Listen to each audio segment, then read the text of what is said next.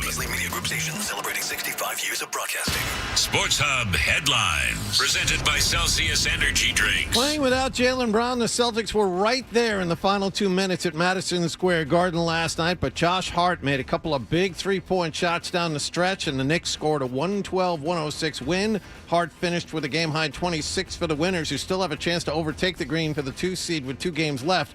Jason Tatum had 24 points and 13 rebounds for the Celtics while playing on the floor where he tore his Achilles last May. Obviously, I wanted to win and play great, but more importantly, I just kind of wanted to walk off the court, my own 2 feet. He is not expected to play tonight when the Celtics welcome New Orleans to TD Garden. Grandy and Max have the pregame at 7 and the tip-off at 7:30 here on 98.5 The Sports Hub. Philadelphia's Joel Embiid, meanwhile, underwent an emergency appendectomy yesterday. He's out indefinitely, on the verge of his team heading to the playoffs. Red Sox had last night off after a 3-3 homestand. Connolly Early is scheduled to pitch tonight when they open up a 3-game series in St. Louis. Bruins are off until tomorrow when they host Tampa Bay at TD Garden. Marco Sturm told the media yesterday he sees James Higgins as a wing this season. He's free to try him at center next year. And at the Masters, defending champion Rory McIlroy and American Sam Burns fired matching 567s. They share a 2-shot lead after the first round. Patrick Reed, Jason Day, and Kurt Kitayama are 3 under. Round 2 begins at 7:40. Sports Hub headlines are brought to you by Dr. Matthew Lopresti and Leonard Hair Transplant Associates, the hair doctor of Hardy, Dave Portnoy, and Prosciutto Poppy. Call 1-800-GET-HAIR for your free consultation. I'm John Wallach on Boston's Home for Sports, 98.5 The Sports Hub. Your next update at 6:30. Listen to it, laugh at it, get mad at it, agree with it, argue about it. It is Boston Sports. Boston Sports. And it is all we do. 98.5 The Sports Hub. Ladies and gentlemen, I need all of you to stop what you're doing and listen. Toucher You might hate me, but you're listening. and Hardy Don't bother me. I'm at the Pickle Palace. on 98.5. I know what I'm capable of. He said something about peanut butter, right? Yeah. Boning, baby. Make America nut again. That's gross. That's disgusting. Let's talk about cheese. What are you going to have for lunch? I was at dinner with my wife and a friend. Kitty, kitty, pussy, kitty, kitty, kitty. Flap, flap, flap. Shut up, I'm trying to talk to Paul. Toucher and Hardy Good luck trying to put your finger in it when there's a million holes. on 98.5 The Sports Hub. Let's go. Everybody, good morning. We are Toucher and Hardy, and we are in the Town Fair Tire Studios, 617-779-0985. Watch us on YouTube whenever you would like. It's live, and then it's on there forever, including clips of the show and everything. Subscribe to 985thesportshub.com. Also, download our podcast, would you? We are Boston-based. We need to be in the top 5. So many great podcasts ahead of us. Someone sent me a video TMZ Sports was talking about when Rossini was on with Zolak and Bertrand, the clip that we played of her saying that she went nuts in Miami. And then they said, they said that she was on this podcast. I loved my. Yeah, she said that they were on their podcast. No. There are live shows. That happened to be one of them. Live radio. Yeah, Good work. It's live radio. Yes, the TMZ does podcasts, but yes, this is still live radio. Very successful. No, I did things in live Miami. radio. I haven't even told my husband. Right? Doesn't at the time it sounded cute. Now it doesn't sound so great. Right. By the way, I put this up on Instagram at Fred Toucher. There is a new shirt that has come in. Hardy's in the picture. A new shirt that has come in. If you're watching on YouTube, you can see it. If you remember those Big John or Big what was the yeah, I know what you're talking about. Big Richard or something Big like Johnson. that. Big Johnson T-shirts. Yeah. They'd be like Big Johnson's, fishing, like we pull it up and you put it in or something like that. Yeah. This is a Big Wallach's pillows, and it says big wall dick pillows. Big wall dick pillows, and then what does it say on the bottom? Breathe in the comfort. Right, and it's a picture of a scale breaker woman sitting on top of Wallach, who is just beside himself with glee, laying on a bunch of pillows, and I'm debating whether or not I want to wear that everywhere. The picture of Wallach's face, It's like really good. just with a Catshire grin, just so happy that a very heavy woman is sitting upon him. Now, you were in the wrong position. You're on your stomach in that one, but that was required to show your face. Sure. No, I understand that. Yeah, I but understand that. Poetic license, but you wouldn't be able to see your face at all. There wouldn't be pillows. That's the other part of it. Well, wouldn't there be pillows? What's more of the... There'd be one pillow, and my head would be resting on it. Thank you. Yes. And you would be on your back, so that wouldn't be much of anything. You wouldn't be able to see your face. Yeah. But I understand creative license and all, yeah. Well, you got to show your face. I get it. Yeah. So, we don't know who sent that in?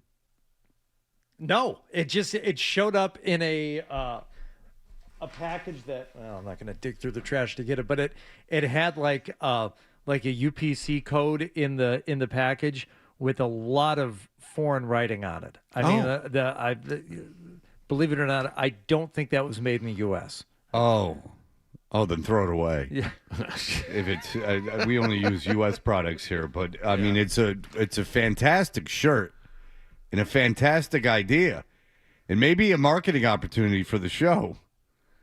We could do a whole wall dick line because you do look kind of like the guy from the Big Johnson shirts. He was a guy with glasses. I don't remember that. I don't remember what the Big Johnson guy looked like. If you look it up, you don't look dissimilar to him. Oh. So in John's got both his arms. Like, so the woman's sitting on him and his head's popping out and his arms are outstretched across her meaty thighs. Yes. And maybe what happened is she had been sitting on his face. Everything ended and John just turned around to take a picture. Ah, okay. You have already flapped your wings to completion. Yes. Yeah, so if you're watching on YouTube, I mean, you can see it. It's a delight to the senses. There's all kinds of different colored pillows. I mean, John invested a lot in pillows there. Well, you want to be comfortable. Well, it's your company, I guess, so I guess you could get as many as you want. Yeah. Just from the position of the bodies, it's almost as John has finished. They've completed the act, and now he's kind of like done like a really bent over sit up and squeezed his head up. Oh, yeah. To pop up. Yeah. So you would have been in the right position if you could somehow like get your head back through there, John. Oh, it's on the back and the front. Yeah, it's the exact same thing. And I was so telling they can Hardy, see it come in and going. you don't see the exact same pattern on both the front and the back. Usually there's a change, but when it's brilliant that you want to be able to see it coming and going. Right.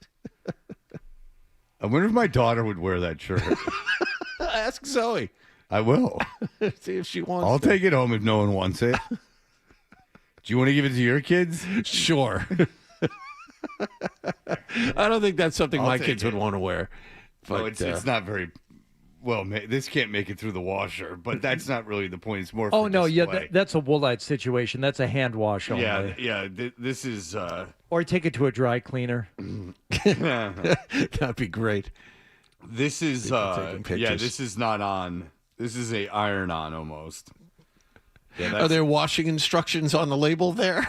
I would imagine. Let me see. Tumble dry low, perhaps. Oh well, the chances it was made in China. Okay. Do not bleach. Yeah. Tumble dry low. There you go. All right. Well, listen. I love it. Yeah. I'm a big fan of the shirt. There's no question. You have the Make America Nut Again shirt, do you not? Yeah, but I can't wear that around. Oh, okay. It's funny. My daughter gave me a shirt for Christmas that said, "My daughter and I talk S about you, but with the real word." And my daughter the other day said, "Well, you never took it home from Tennessee," and I said, "Where would you like me to wear that, Zoe?" Like, where exactly around Boston do you want me to be wearing the shirt with the S word in it? At your activities, at your basketball games, is that where you would like me to be wearing the T-shirt? To the gym? Yeah. I can't wear that around. It's not couth, as you say. Years ago, Juanita gave me a T-shirt. Back when we were all working at BCN, and she just saw it and thought it was funny and bought it for me, which I liked. And it was in just a very small font on a black T-shirt and in white. It just said, in lowercase, "You're all whores." And I'm like, okay, that's kind of funny. I don't know anything about it. And I would wear it sometimes, not thinking much of it. And I remember wearing it into a Starbucks one time, and the woman behind the counter being very curt with me. And just very, very short with me. And I realized afterward I was wearing the shirt. I'm like, would you find that offensive? I mean, it's not saying that to women. No. You're like all whores meaning is more of like a political thing or an economic thing. Yeah, there was a skate company that came out with a sweatshirt that just says Hustler, like kind of in the logo. Yeah. And I always thought it was really funny. Like, it's not from the Hustler company. It's like how skate companies will do stuff. They'll wait for the cease and desist, and then they'll take it away. But I don't think Larry Flint, because he owned Big Brother, I don't think he was really overly concerned about it. And I would wear that around. And I remember I went to a live broadcast on like opening day for the Red Sox, and like Felger was there, and he started asking me about the sweatshirt, and then I was like explaining it to him, and I was like, oh, maybe I shouldn't be wearing this to baseball games and stuff. not Red Sox games, but like kids baseball games and things like that, because they'll think I got something like I'm wearing a Hustler magazine that shirt. you bought with like Hustler bucks. Yeah, exactly. Like when you could just cut out like something from the subscription. You subscribe for so long, and then you save up your points, and then you get Hustler merchandise. Or when you subscribe, they send you a sweet sweatshirt. Like, it's like your football phone with your subscription to Sports Illustrated. Yeah, well, they had a phone too for Hustler, but it was something else. Dan, go ahead. So Wallach likes to be sat upon. Whilst being sat upon, does he dine upon? Is he a bottom feeder? All right, I don't know if we can get into that. You can say bottom feeder, but you can't get into the whole description of it. Yeah. You recall that's the. Do you know that song, Hardy, that someone sent in about Joe Murray? No. When you said bottom feeder, all I could think of Stephen A. Smith. No, this is Joe Murray is a lobster. Yes. Oh yeah. That's what that is. There's originated. Yeah, Joe Murray is a lobster. It was another guy with a real big Boston accent that sang it for us.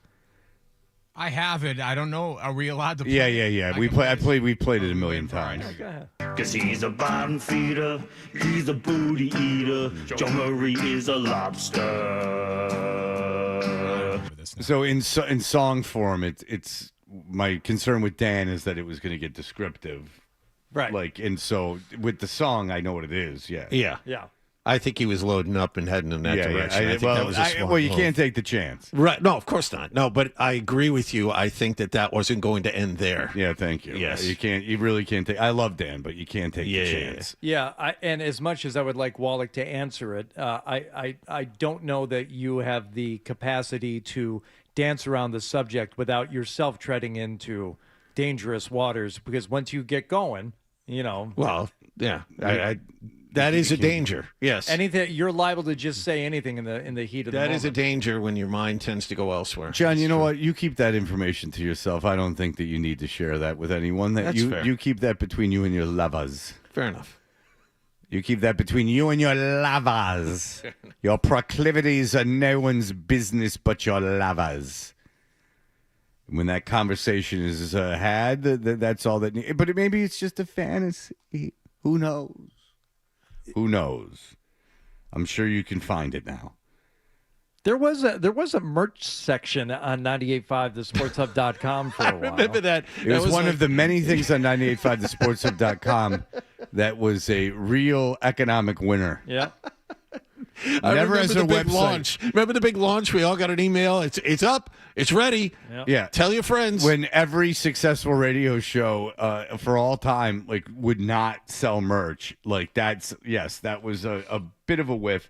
But 98.5 radio stations used to give away T-shirts by the thousands. But you remember Stern? They used to ask him to merch stuff, and he wouldn't do it. It is something that, I guess if you're doing a live show, you can sell merch. But if you're just selling merch for your show, it's how much crap do you want to throw out there? It's unseemly. But yes, 985thesportshub.com is great, and it should be ESPN.com for Boston. There's a lot of great writing. All the videos of the shows are up there. It's something. 985 The Sports Hub has become a big brand in Boston, even nationally a little bit. But I'll tell you, not from a local level, but from a corporate level, they have come up with a lot of really dumb strategies for that thing. So if you have this thing that's a premium name, which is how much of marketing and how much of success online or in business is your name and, public knowledge of the name. So you have 985thesportshub.com, which could become this be-all, end-all. I can watch my sports videos there. I can read my sports articles there. I can get all this information. I can listen to the radio, podcast, anything I want from this one site. And for about 3 years, corporate had this strategy that is no longer in existence. Just put anything you can up there. It doesn't matter what it is, just as much as there. Just put this much of it. And that's where we got into the whole thing about the Castle Island French fries. Right.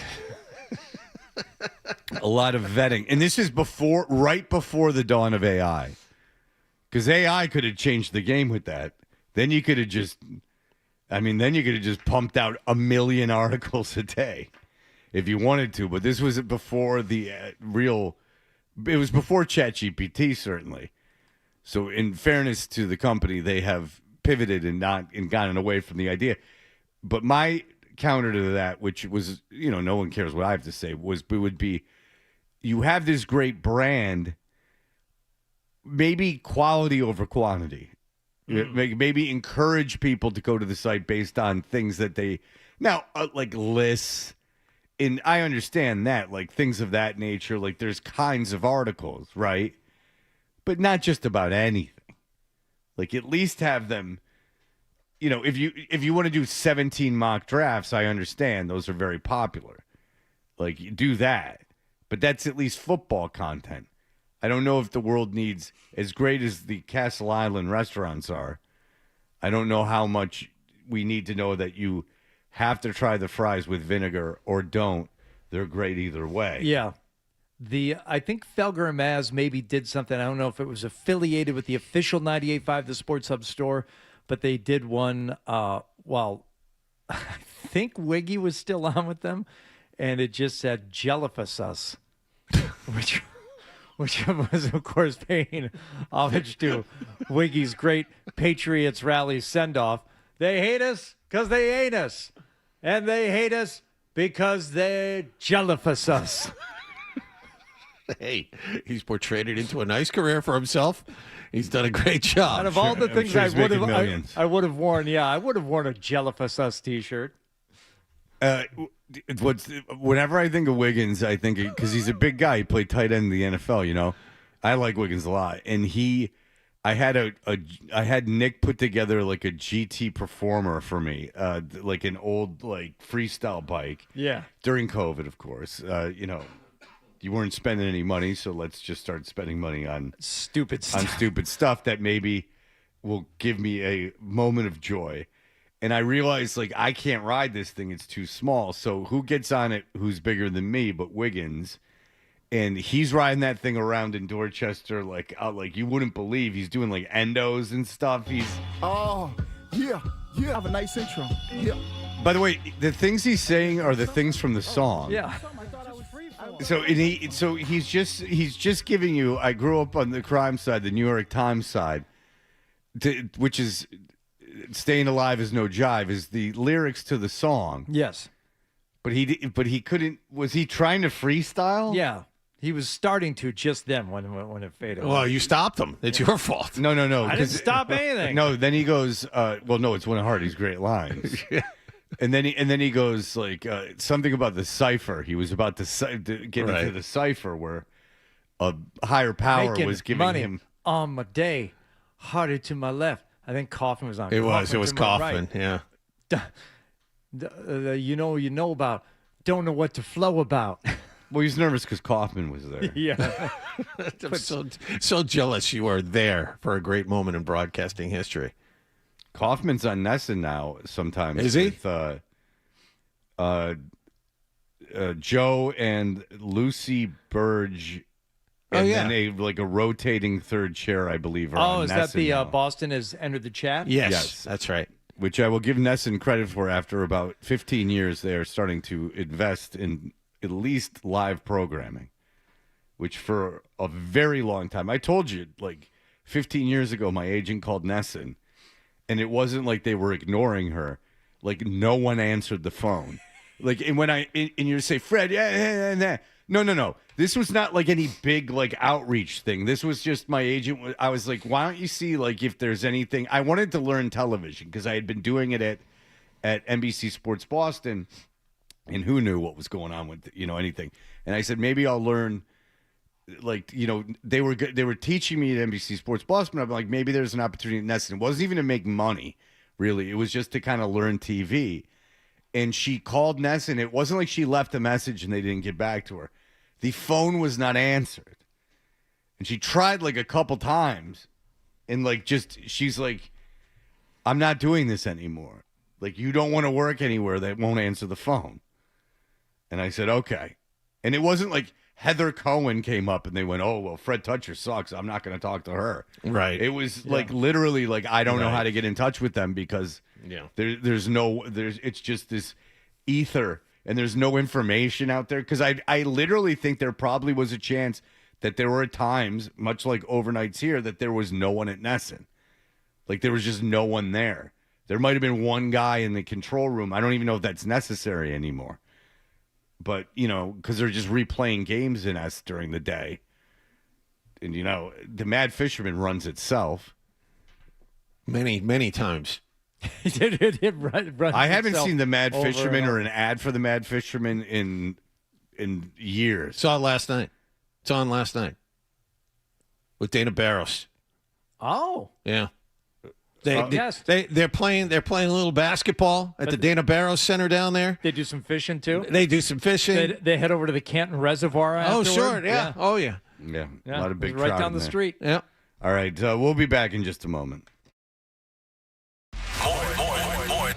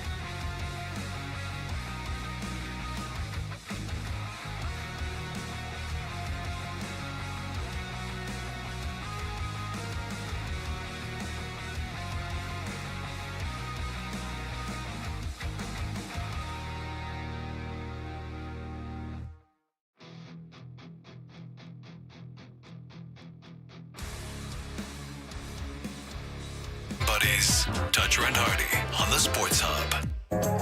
Did you catch a game last night?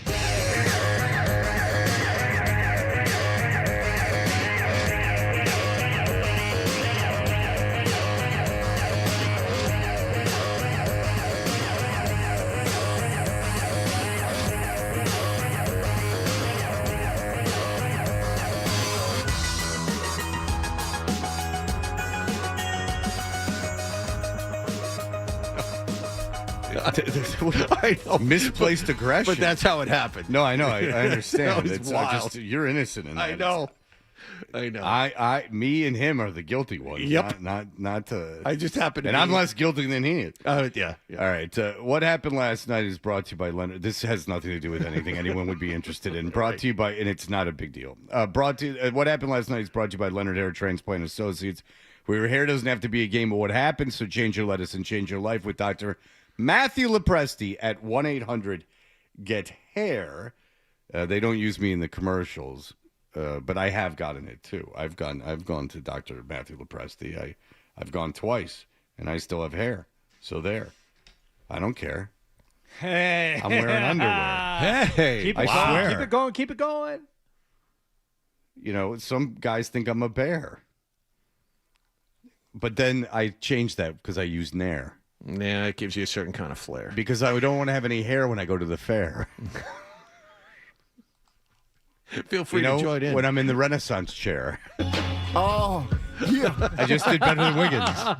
Congratulations. I just did better than Wiggins. And I picked a really hard word to rhyme. Hair.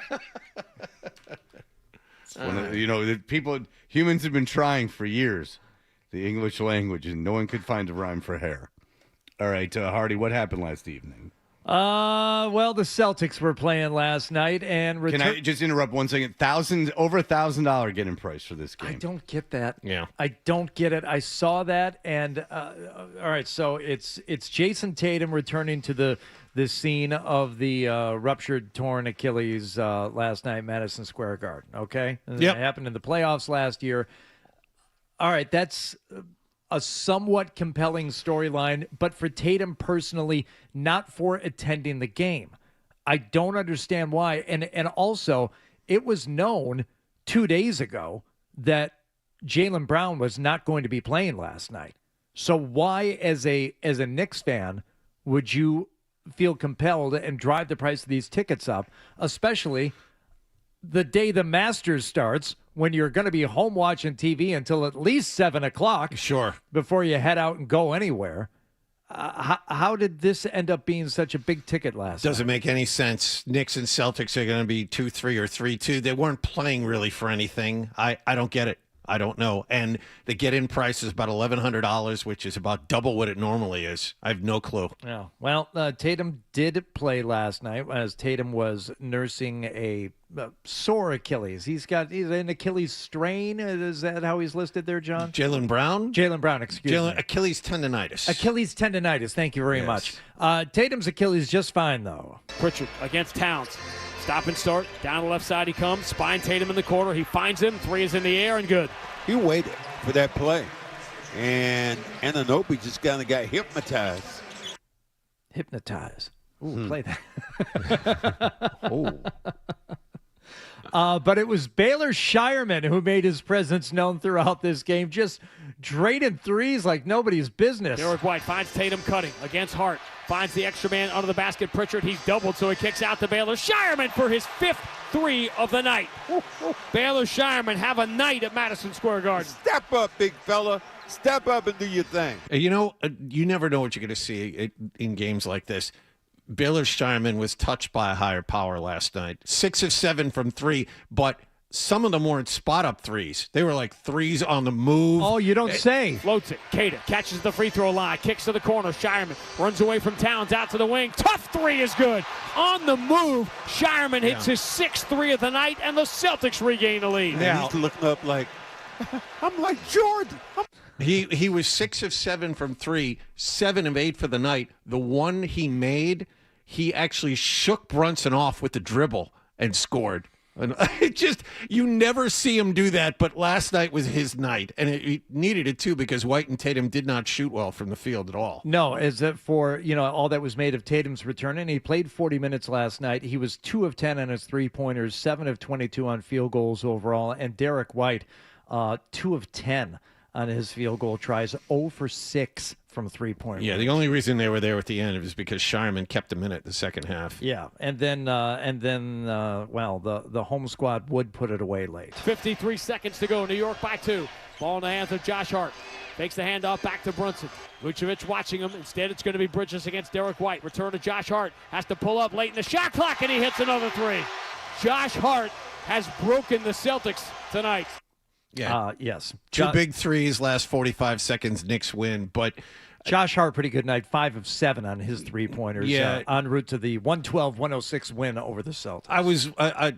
John Corrales has a post-game video wrap-up after every game, and I happened to see it last night. He seems to think that Joe Mazzulla was playing possum in this game. He didn't do a lot of adjustments. It was basically a vanilla defense because Mazzulla knows that he's going to see this team in the playoffs. So the Celtics didn't do a lot to kind of confuse the Knicks. They pretty much played straight up man-on-man and didn't do a lot of funky things. I don't know. I'm not nearly good enough to be able to figure that out, but I'll take John at his word. Well, that does put the Celtics in a position where they do need a win now to secure the 2 seed. They either have to beat New Orleans at home tonight or against Orlando on Sunday. New Orleans is terrible. They should take care of business tonight. However, they've been playing better, though. So Tatum won't play tonight, and Brown will. So there's that. They flip them on a back-to-back. But the Celtics should win tonight. But if they should somehow lose tonight, I wouldn't want to push this till the last day of the season with Orlando playing for seeding. So does it matter for you? Does it matter if they're 2 or 3 really that much to you? No, not really. It's just embarrassing that you pretty much had this thing locked up a couple of games ago and couldn't finish. That's all. No, it doesn't matter 2 or 3. It really doesn't. Let's get to the major story at hand. I purposely decided to give a little love to the home team, though, even though they lost last night. But let's talk about what we were all talking about yesterday. And women's golf. When I say we, I mean even the likes of Mike Francesa was pontificating before the start of the Masters tournament, and this man knows golf. I've been looking for McIntyre. I like the price, 28-1. I think he's going to play very well. He's got the right temperament. If it's his game, I would definitely use him. Robert McIntyre. For what?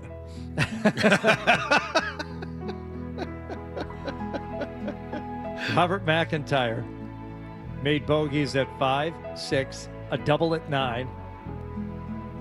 He made a 9 on the par 5 15th hole. Oof. And a bogey on 17 to shoot 80 yesterday in the first round of the Masters. Oh, wow. They kept showing McIntyre. He's one of the featured groups yesterday on the sparse ESPN Plus coverage, and then the ESPN coverage later.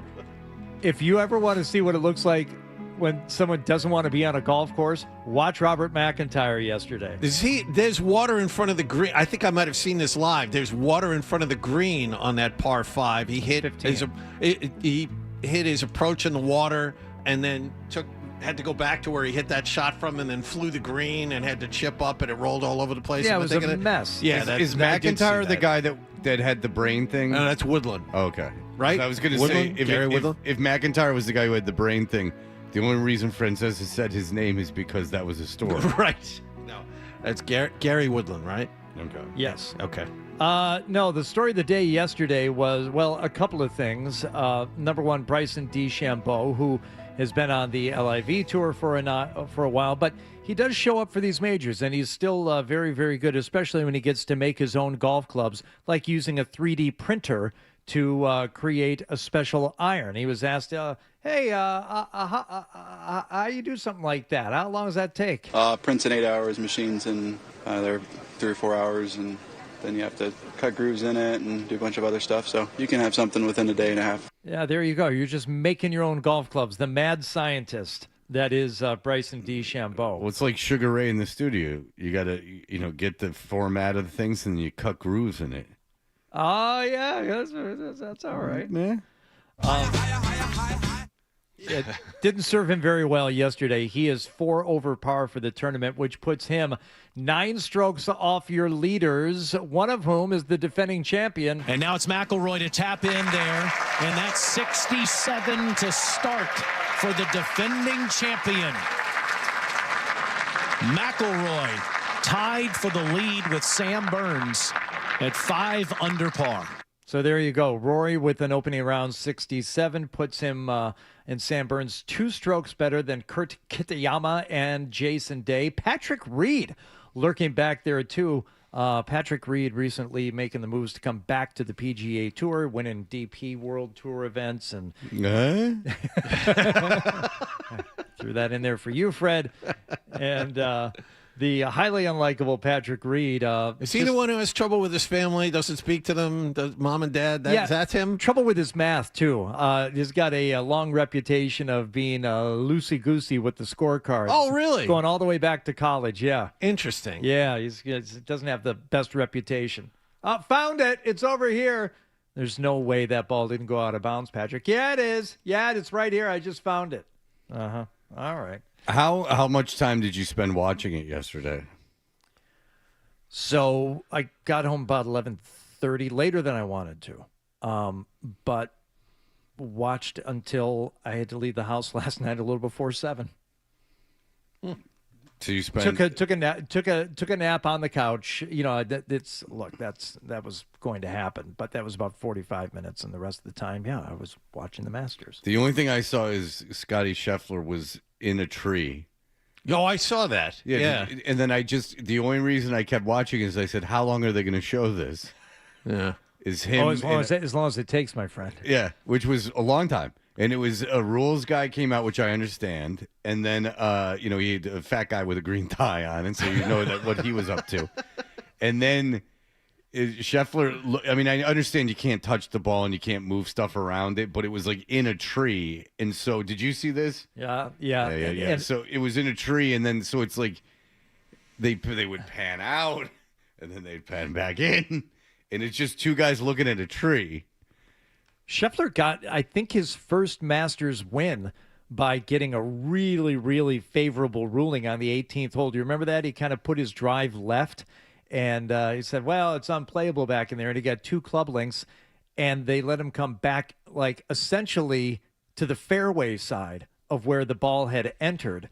And he was able, he's 1 in, 2 out, and I think he knocked his third shot, like, up onto the green. Like, if you learn the rules of golf, they can really help you sometimes, probably even more if you're Scotty Scheffler and you can actually do something with it. He, by the way, eagled the second hole, made a birdie at 3, looked like he was going on a tear, and did nothing after that. Made 1 bogey and a whole bunch of pars. So, he's fine. He's in decent shape, but he's 3 back of the leaders.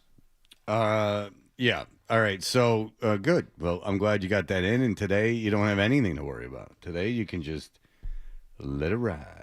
That's right. Yeah, today you're unencumbered. You can just spend the day watching the Masters. That's my plan. Just have some Kleenexes around and maybe a change of shirt in case it goes higher than you thought. All right. Oh, overexcited. Yeah. Well, you never know. Yeah. Rory could have a real good day again, and then you're back at it. But you don't like Rory. You ever seen Wedding Crashers when John Favreau's getting ready to engage in that activity? He takes his T-shirt from the front, and he pulls it up over his head that way, which I don't know if that was in the script. I think that's just something that John Favreau says, I know what to do here if I'm preparing to do this activity. Yeah. Never in my life would I think of doing that. Wouldn't that be too much pressure on the back of your neck? Well, perhaps that's where the pleasure lies, as we all have our further kinks. than David Hutchins. Yeah, we all have our kinks, bud. All right, so we'll be back in just a moment. Here are the headlines. Essential Sports Hub headline presented by Celsius Energy Drink.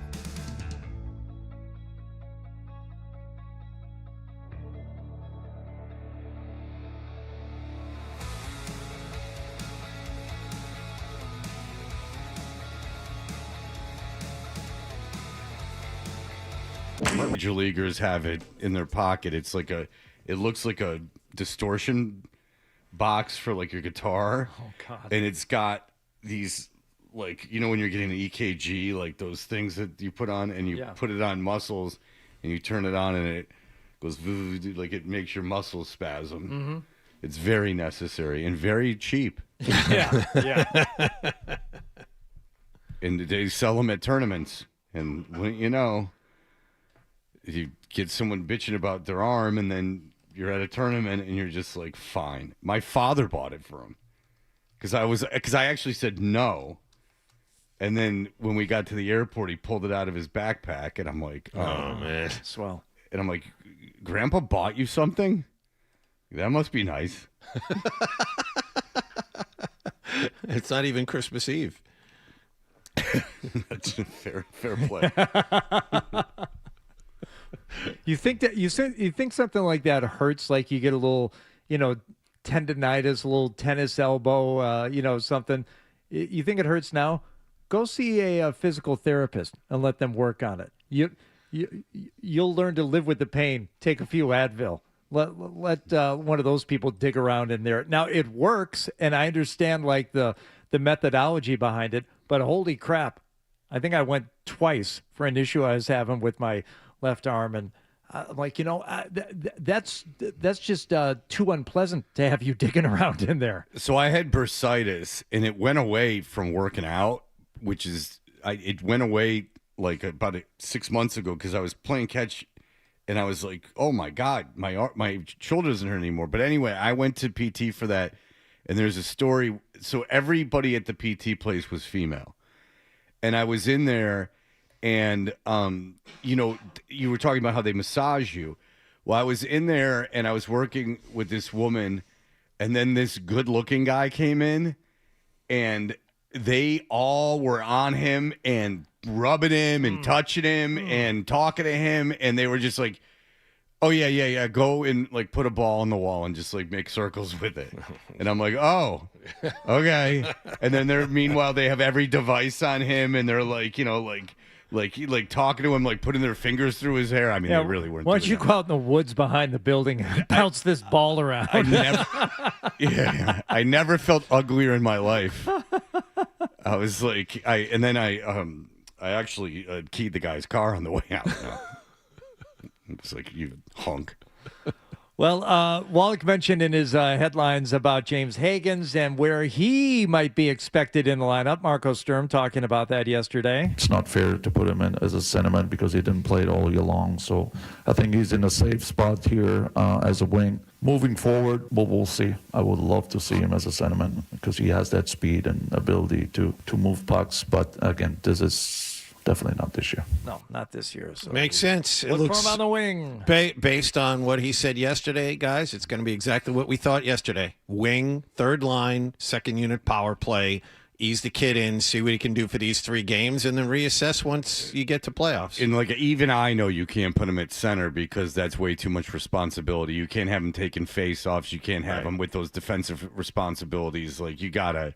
Yeah, they can't put him at center. James, take this face-off in the defensive zone with our team down 1, in the final 2 minutes. Or in overtime, someone else, because you know how they have who do they have take in defensive zone face-offs in overtime, and they take them immediately off. Kastelik, right? Kastelik, yeah.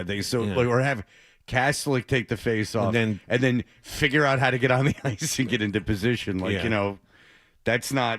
That's not going to work. The worst is when Kastelik loses the face-off. Yeah, then he's stuck out there. He's stuck out there, and they got to figure out how to get him off the ice. Well, that's the thing. That's what happened in overtime against Carolina, right? Carolina won the face-off, had the puck for easily a minute, just skating around. They knew what they were doing. Yeah. There's no way Kastelik could have gotten off the ice. And, RJ said it right. We've played 55 seconds. The Bruins haven't touched the puck yet.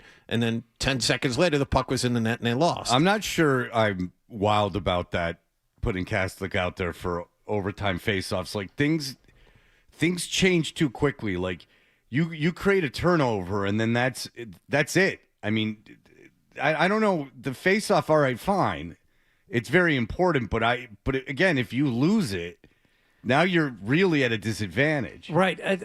See, I'm with you on that because, just that one extra possession in a 3-on-3 overtime could mean all the difference. But the possessions tend to last about 8 seconds when it's 3-on-3. Well, They're not long possessions. Well, if they win the face-off, the idea is they're going to take the puck and they're just going to skate it to their end and like skate around and wait for them to get off the ice and then set up and then attack. But if you don't win the face-off, then the opponent has the puck in your end, and you got a slow guy out there that is not equipped at all to play 3-on-3 hockey, and then you're screwed. So it's kind of robbing Peter to pay Paul. Again, I'm not any hockey expert. I love the game, but I didn't play it or anything, so I feel a little disingenuous telling Marco Sturm what to do. But I have questioned that in the past, and I've never seen it work. Now, I'm not saying it hasn't worked, but I've never seen it work. Right. So we'll see. I'm just wondering, in years past, Bergeron was so good among the other things that he did. He was the best face-off guy, one of the best in the league. Yeah. Now, you don't have a guy like that. So you're doing your best to gain possession, I would imagine, any way you can. And if Kastelic's the best at it, you kind of live with the circumstances, regardless of what they are. Yeah, that's the reason you have him out there, but I'm not sure I love living with the circumstances. Yeah. 3 games left. Tomorrow afternoon at home against the Lightning, a little 12:30 matinee, and then Sunday at 6. Right in conjunction with when the Celtics tip off 6 o'clock. Anything else happening? Exactly the same. Anything else happening Sunday of Masters weekend around 6 p.m.? They're pretty much walking up the 15th fairway at that point, right? I'm not saying that everybody is going to be watching, but last year, do you know what everybody was doing at 6 p.m. on Sunday? Watching Rory McIlroy. Yeah. I was. Yeah, I was too. Yeah, if the end of the Masters is tight and there's a big player playing, it's inarguable. Like they had millions and millions and millions of people watching the end of that, including myself. I was listening to it on the radio. And during the last few holes in the Masters, the radio call of it. Maybe it's not surprising because it's so slow moving. The radio call of it is good. Like you get enough out of it. There's not. Believe me, there's time to fill. You think baseball's got time to fill. They got nothing but time to fill. So, maybe I could do golf. Sure. I could do baseball. I couldn't do any of the other sports, but maybe I could do golf. You had that near miss with the Celtics in Detroit. Well, you had that chance. Yeah, the story with that is that NBC Sports Boston, Gorman and Scalabrini, when they were doing the games together, asked NBC Sports Boston, asked them repeatedly to have me come out to Auburn Hills back when they played in Auburn Hills and do a Pistons game with them for a quarter. And the NBC Sports Boston just was like, no. Fred volunteered to fly himself out there. Don't worry about travel. I got it. All you have to do is get me a press pass. I'll come in and sit down. Gorman, as you know, really, really wanted me to do it. So I was like, yeah, I'll fly myself out. What was it at the time? $150? Yeah. And then Scalabrini was on board with it, and then the NBC Sports Boston was afraid I was going to say something. Yeah, you know what? Maybe time to push for that again, because now you've got Scalabrini, you've got friend of the show, dare I say, Drew Carter. Now that he has appeared in a Thuppet video, and I love Drew Carter, but I was very good friends, or I am very good friends with Gorman, and I wanted to do it because I thought that would have been fun to be like with someone I had a rapport with and like talk to on the phone. I thought that had lunch with and stuff.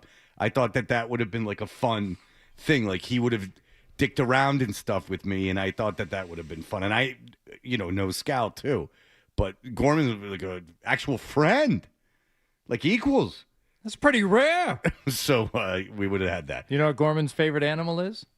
The leopard. He loves the spots. He likes the spots. Bert Breer going to join us for an hour in just a moment.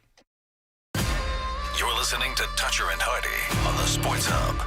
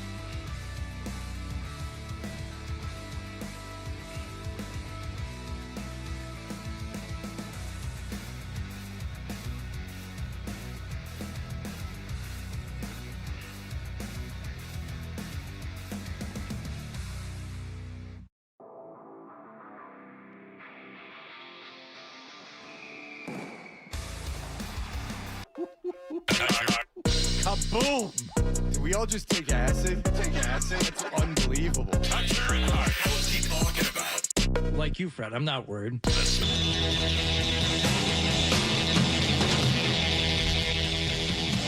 We are Toucher and Hardy. You can watch us on YouTube. Subscribe to 98.5 The Sports Hub on YouTube. Bert Breer is back. He is the senior NFL reporter and lead content strategist for the MMQB. Hi, Bert. Hey, guys. What's happening? What's up? Well, what's happening is... Lots. So to tell our involvement in this is that the Diana Rossini had done an interview with Kevin O'Connell that was bad enough it sort of went viral, and Ryan, our own Ryan, found it, and then he gave it to us. We played it. We made fun of it, and as we do, Bert, you've a long listener of the show. I mean, that's kind of what we do. Mm-hmm.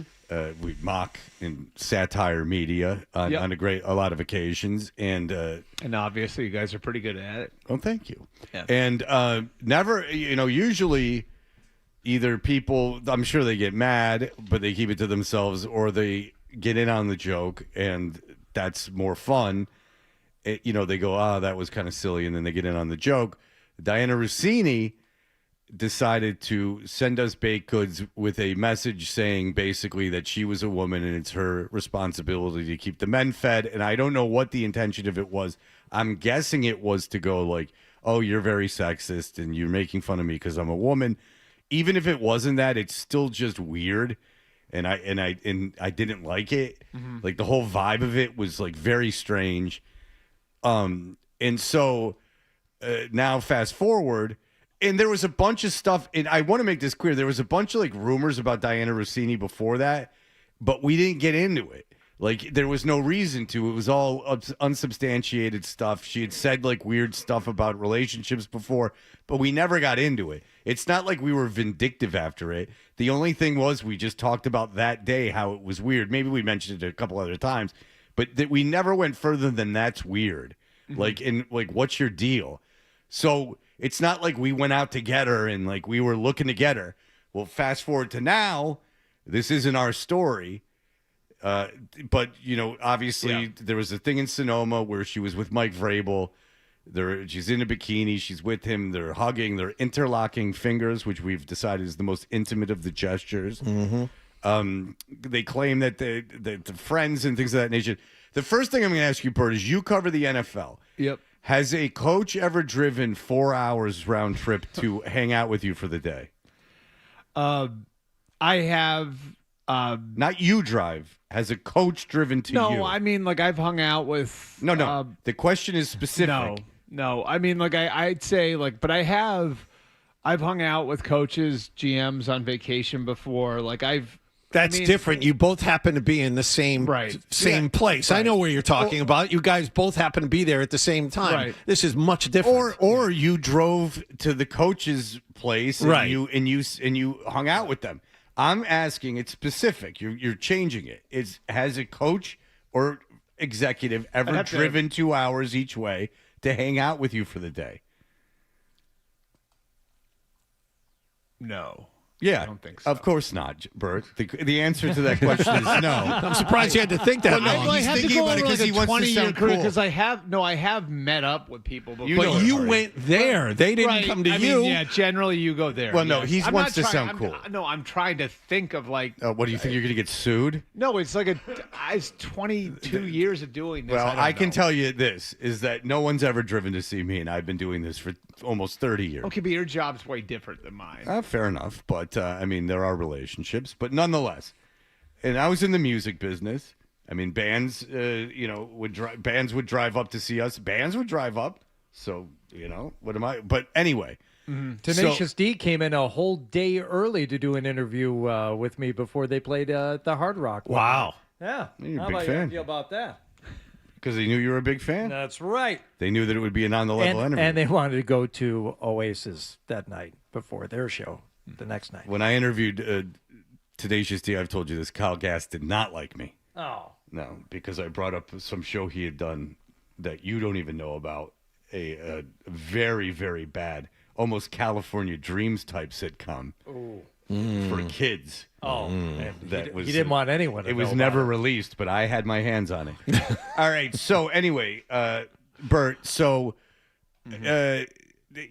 what is the latest on this from you, an insider? Well, first of all, I feel like I should say that I've known both of them for quite some time. I covered Mike as a player, so I've known him for over 20 years. He went to Ohio State. I have known Diana since I was around the Redskins a lot. When Mike Shanahan was the coach was there. I know Mike.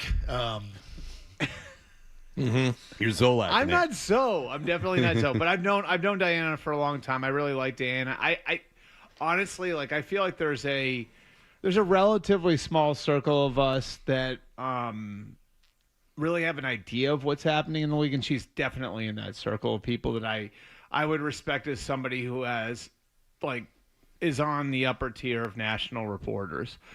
Honestly, I don't know what I have to add out other than what's already out there. I mean, I don't want to sit here and be all defensive and everything else because I know both people. You know what I mean? I don't want this to turn into that where if this was somebody in another sport, I would be all over it, making fun of it and everything else with you guys and laughing. You know what I mean? But the reality is I know what, I know most of what you guys know at this point, which is that Diana's had a relationship with Vrabel, a professional relationship with Vrabel, and we all have these sorts of relationships, and I don't think you're doing the job right if you don't have, in a position like mine, a relationship with every head coach, and so she's been good at covering the Titans, good in covering the Patriots, and how far it goes. That raises a question though, because you brought it. No, but I don't want you to filibuster through this. That raises no. I know, but I want you to. Okay. If you say something of interest, I want to ask a follow up. So, she has covered Vrabel, and she's been very positive about Mike Vrabel. And very positive about him, even with the Tennessee situation, which isn't necessarily not true. Does what those pictures and what has come out even on the surface, does that lead to some credibility issues about her reporting on Mike Vrabel? Of course it does. Of course it raises questions, and here's why I'm uncomfortable about this part of it, because you guys have poked fun at some of my relationships, right? Somebody very easily could go and take a picture of me at the bar with a coach, with a general manager, with whoever it is, in a million different circumstances over the course of the last 20 years. And I won't nobody's going to make any sort of assumption about me the way they will about a woman sitting at a bar with the same coach. Right, and that's why that's why that's not an issue. Right. What is an issue, and would be an issue, is going 2 hours. Is going. If you drove 2 hours, if a coach drove 2 hours to see you, you guys were both in bathing suits, and you and a male coach were hugging and interlocking fingers. I'm not kidding. There are gay people. Yeah, no. It would be a story. Right. If you were, of course. If it would be a story. Of course, yeah. No, there's no question. That would be a story. And the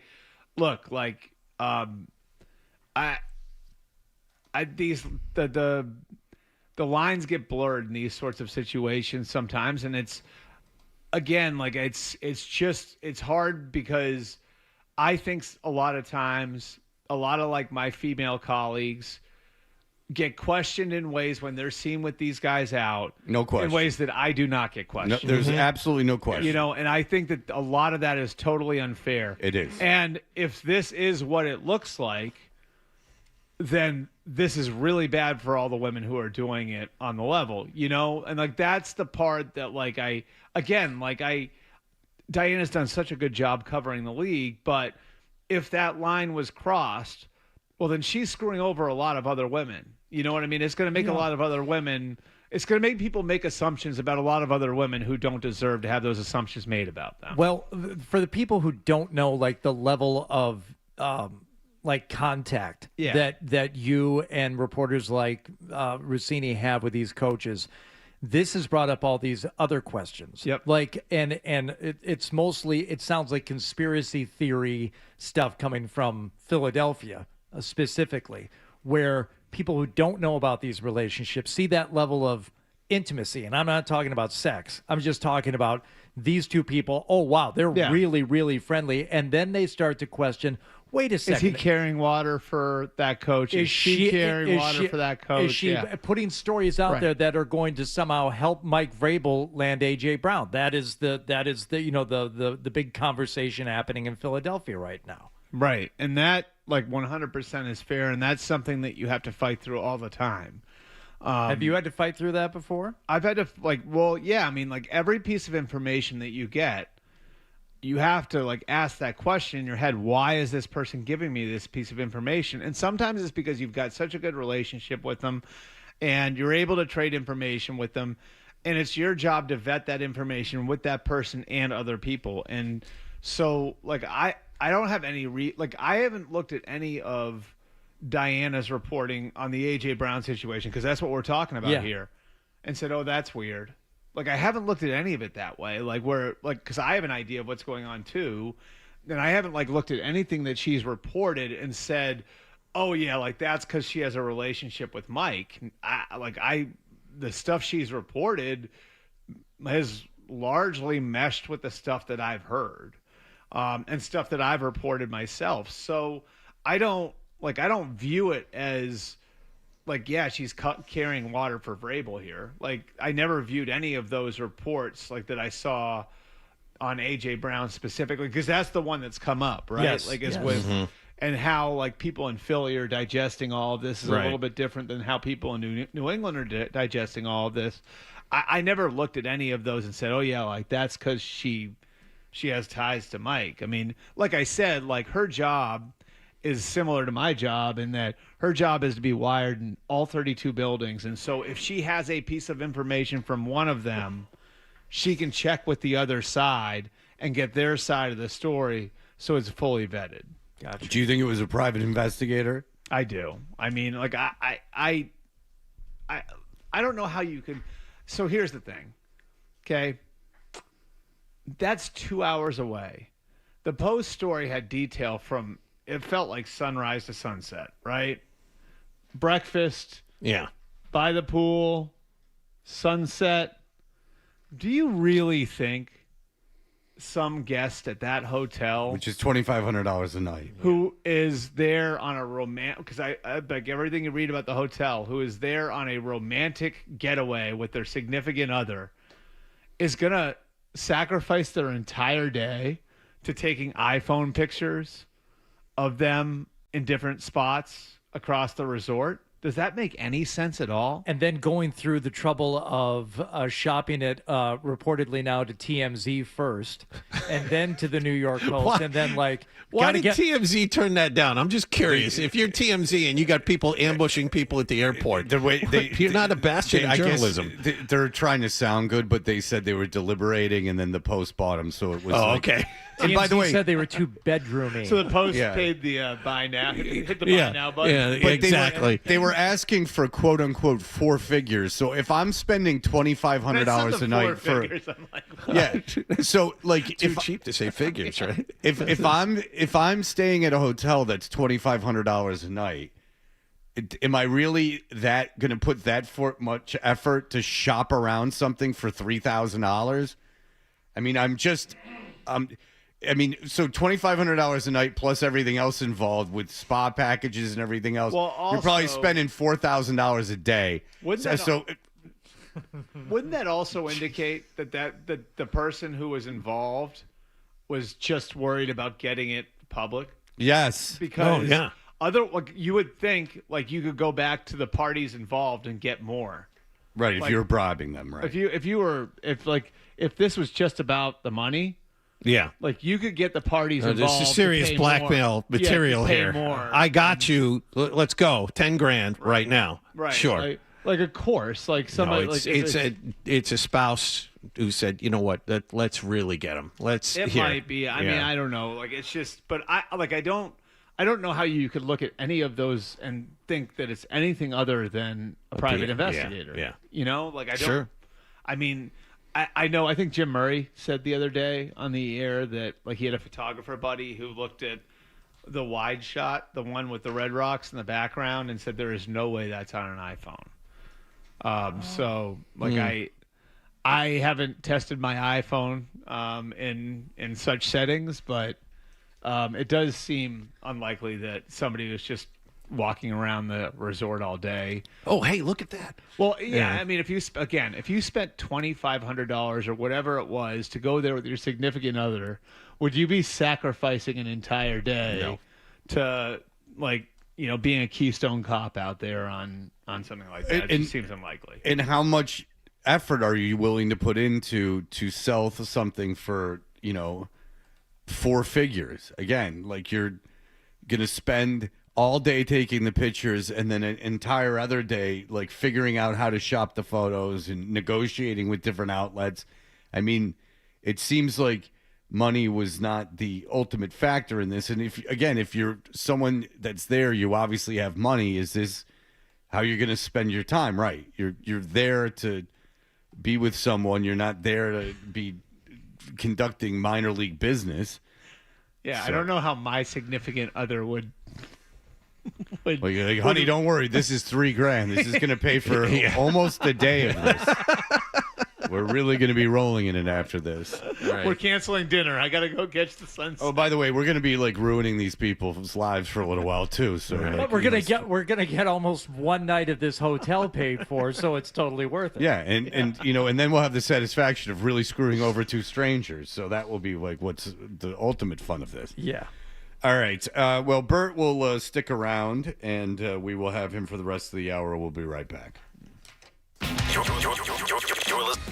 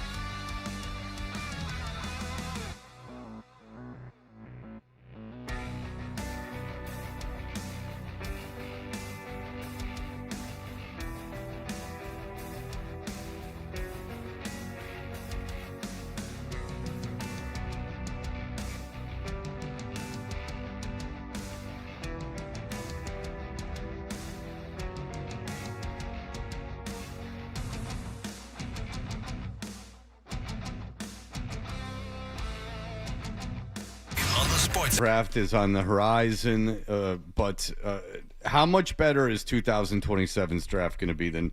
Because this applies to the Patriots. How much is 2027's draft looking to be better than 2026's? I would say, like, at this point, it's hard to gauge past like the top half of the first round for next year, but the top half of the first round next year should be dynamite. Like, if you look at, and again, these things can evolve when you're talking about second round, third round, all of that stuff, but what you don't have this year is you don't have like the prototypes, right? Like, so you don't have the Myles Garrett defensive end, the Joe Alt left tackle, the Patrick Surtain corner. Next year you have all of that. Like, so next year you have Jeremiah Smith at receiver. You have Colin Simmons at Texas and Dylan Stewart at South Carolina, who are those sorts of defensive ends, the Myles Garrett, Jadeveon Clowney. You have Leonard Moore, the corner at Notre Dame, who is 6'2", like looks like he's built in a lab to play corner, you know. And then you've got, I think, like 11 or 12 quarterbacks who have a shot to go in the first round. God. Now, obviously, it's not going to be. Obviously, they're not all going to make it. But like, I mean, if you have that many guys vying to go that high, chances are 4 or 5 of them are going to hit. So, yeah, I mean, I think that the teams that have coaches and general managers that have job security will be looking to take advantage of teams where maybe guys are in trouble and move picks into 27. So, like, I think that's definitely going to exist. I think the first sign of it, actually, Fred, was the Jets making the decision in the Quinnen Williams trade, because the Cowboys more or less gave them the choice. We'll give you a 1 year, we'll give you a 2 the other year. They chose to have that 1 be in 27 and not 26. There's a reason for that. The NFL draft is in Pittsburgh this year, and it doesn't look like a lot of these first-round guys are going to be there. Fernando Mendoza is going to stay in Miami. I'm wondering how much that hurts the NFL and their product. Do they care about stuff like that? Because I also saw the year. Well, no, the invite list is only like 13 or 14 guys, and Mendoza's not one of them. Simpson. Yeah, one's Ty Simpson. He's going to go. Right. I think some of it is like the bed they've made for themselves and trying to monetize everything. Like, I think the players have taken a similar approach, and look, like, once you go and you're a part of that, you're a part of like the NFL selling you. The NFL is selling sponsorships and having you involved in these events, and they've turned it into a big money-making enterprise. So if you're a player, I mean, for a lot of them, it's I want to be around my family. I think for like somebody like Mendoza, he could make money either way. You know what I mean? Like, if he was on site in Pittsburgh, he'd be able to find ways to make money because he's going to be the number 1 pick. So for somebody like him, I think it's more like I want to be around my mom, who it's well documented. His mom's got MS and everything. But I think for some of the other guys, it's I've got a chance to do more marketing, more I can sell, my experience a little bit better. I wonder if these guys, now that they're earning money in college, they don't feel as compelled to jump on this first real big opportunity for the national spotlight. It's like, I'm already making money. I'm kind of doing some stuff already. They're also, I think they're better businessmen when they get to the pros. That's part of it too. And I think that was the first. The first you really saw it, I think, was 2 years ago with the draft class that Drake was in, where Caleb Williams basically made the decision like not to go through medicals at the combine. And it was more or less like, why am I giving the other 31 teams my medical information when I know who I'm going to play for? Right? Like, why am I doing that? And like Marvin Harrison, if you remember, decided not to do anything. And at the time, it was a big deal. It was like, well, like from a business standpoint, I'm the number 1 receiver in the draft. Like, why would I put any of that at risk? Like to show somebody how competitive I am? I'm not doing that. And I don't think it was any coincidence that group in 24, they were the first class that went through college in its entirety, like their entire college career, the 3-year guys in the NIL era, they had been businessmen since they were 18 years old, Yeah. And so I think like that's the effect that the college landscape now has on these guys is they get to the draft and it's like more than just like, yes, it's one of the great achievements of your life being drafted there. There's a business element to it too. And if I can make an extra $150,000, $200,000 at home by selling some of the things that go along with my experience, rather than just giving all of that away to the NFL, why wouldn't I do it? Okay, so how good is Mendoza? It's the Brugler put out the Beast. Yes. And Brugler has him as what, Sean? His ceiling is a mid-tier starter. Something a starting quarterback ranked about 13th or 14th in the league. I think he's a little better than that. Like the comp that I like on him is Goff, which Hardy. Yeah. I mean, but like, look, it's just like how many teams at one time are going to have like a quarterback like a Patrick Mahomes or a Josh Allen? It's just they're hard to come by, and if you pass on one, if you say like, okay, like we're not going to take this guy this year because maybe his ceiling is Jared Goff, okay, then you're waiting till next year, and then maybe you have the 6th pick instead of the 1st pick, and now, you kind of get into that area where it's like, when are you actually going to take one?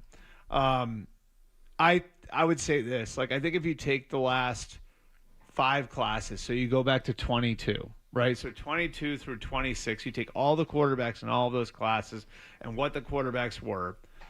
I think that the way the NFL views Mendoza would be behind the 3 guys in 24. So that's behind Caleb, Jaden Daniels, Drake May. Yeah. Right?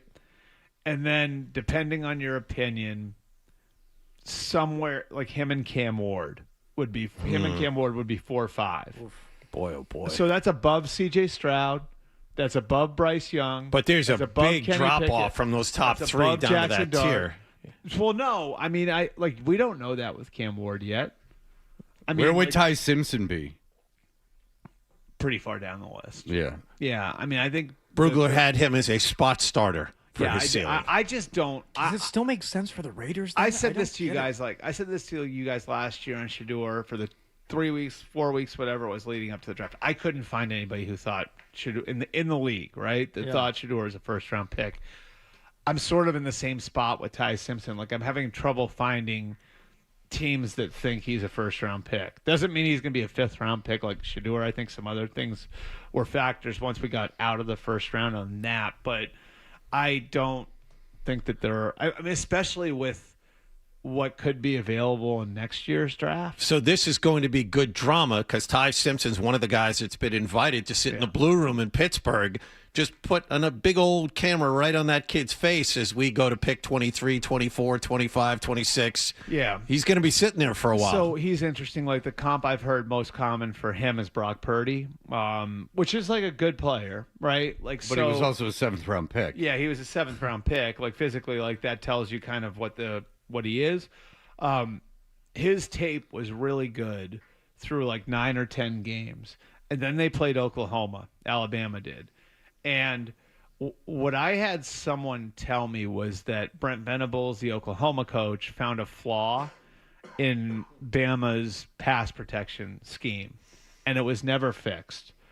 And Simpson got hurt, and he got the crap knocked out of him after that, and they had no running game. And so it kind of becomes these like almost like a Rorschach sketch of what you see with Ty Simpson. Like, is it that everybody caught up to him and he really was never that good to begin with? Or was it that the infrastructure around him crumbled and it really affected his performance towards the end of the year? Is there quality talent going to be around at the end of the 1st round? Like, yeah, I think it's where talent. you want to be picking this year. Like, I think what you lack in top end talent. See, the thing about the top of the draft to me that really would be interesting is that do you take a great prospect at a non-premium position over a guy who's just a good prospect at a premium position? And I think that's the question that teams that are in the top 10 have to ask themselves. And it's actually like kind of, for me, it goes back to the 23 Lions when everybody laughed them at, like everybody took all kinds of shots at them for taking Jahmyr Gibbs and Jack Campbell in the 1st round. Jahmyr Gibbs has now made 3 Pro Bowls and Jack Campbell's first team All-Pro. And the Lions basically made the determination there, these guys are better. And if you look at who is drafted around them, like at premium positions, it bears out. Like they did the right thing.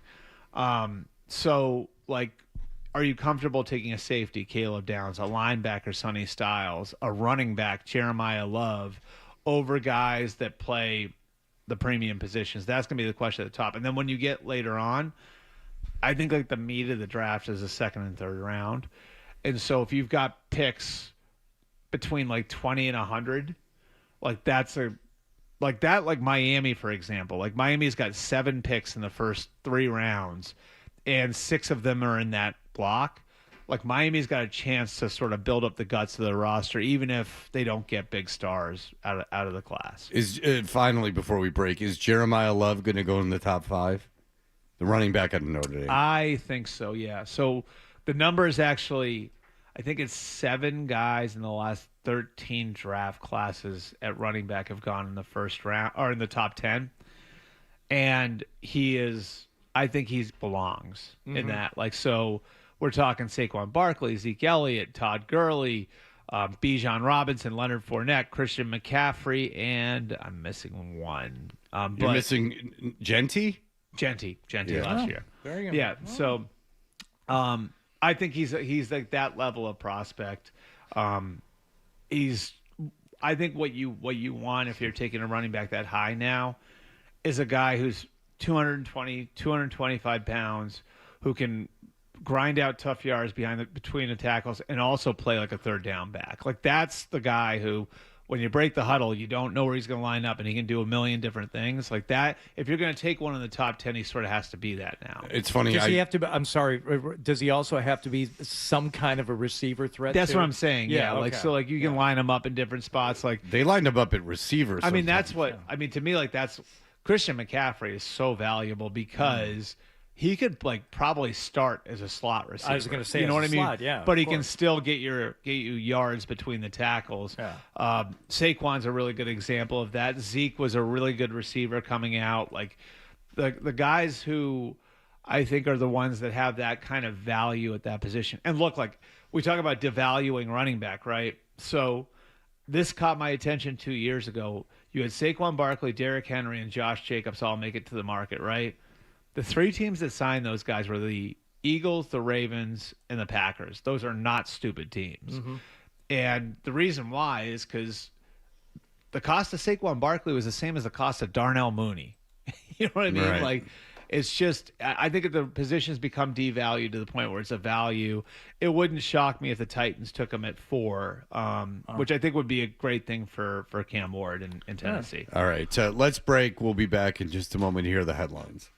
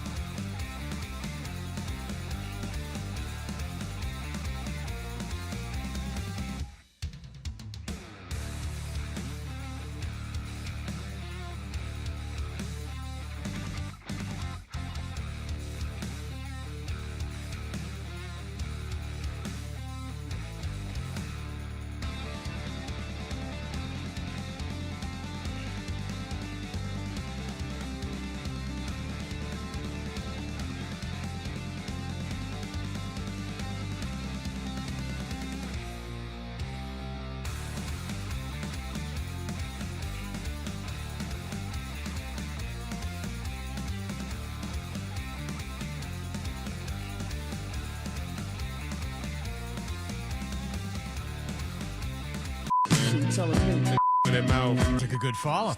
By the way, something popped up as a breaking news thing on my phone yesterday. I was surprised it made it to that level from the New York Times. Africa Bambaataa died. Oh, really? Yes. Yeah. Who is Really? apparently not a nice person. No, he was very heavy, too. He lived a long time for a heavy guy. But, Renegades of Funk. Oh, That's a well, and you know jam. that's the big Rage Against the Machine situation. Yeah. All right, so I know all their songs. Yeah, I know music too. So Soul Sonic Force, I know. Sunglasses and dashikis, I know. So anyway, Bert. So we like Rossini and the Vrabel Rossini thing is of our interest because of that she got pissy with us. Yeah. And now this is like very hypocritical. But there is the Vrabel thing. That's less of an issue to me. That's just kind of his own, because he's not the reporter. He's like, whatever. I mean, guess maybe I would say it's fair to say that there's an ethical issue that exists for her that doesn't exist for him. Right. With the job. Because he's a man. No, it's not. I'm kidding. I'm kidding. All right. So anyway, but what do you think when a coach is involved in even a minor scandal? What is that like in the locker room? Oh, for the I'm players? sure the text groups are on fire right now. I mean, it's the same thing as anybody else's workplace. If this happened down the hall here, like, what would your text groups look like? Well, I probably wouldn't know who was involved. I was just going to say that would require people being here for that to happen. I don't know. I don't know. The chances of you coupling two people up in this building that I would know both parties would be almost impossible. Well, just use your imagination. In fact, anytime it's happened, wherever I've worked, which obviously I've worked for a long time, things have happened. I've at least not known who one of the parties was. So like it meant very little to me. But so yeah, I mean, like, what do you think the players are texting to each other? But is there that like thing of like you're in a meeting and he's talking to you about character and because there's a lot of off the field stuff that part that they of it, talk yeah. about. I mean, like that part of it, I think is real, and that part of it, there's a credibility element to standing in front of your team and addressing your team a certain way. And if you're talking about family values and all of those different things, and and Mike's made that a big part of his program, as a big part of his program in Tennessee. It's what made him, among other things, chiefly the winning and coming around here and turn around the troubled franchise. Wow, this is great. You got somebody here that everybody really seems to be able to rally around, and he's an easy guy to like and root and support and root for. And if you land on one side of this thing and you're convinced something happened, it's just wild that that whole honeymoon phase lasted a period of what, 9 months? Well, I think you got that much good time out of it before. Now there's this right.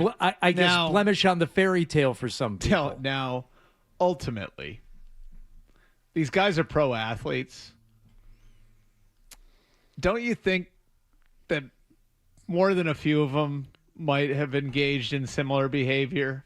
What? Yeah, well, yeah, they're also in their 20s. Yes, of course. So, like, there might be like an element for some of them of, right on.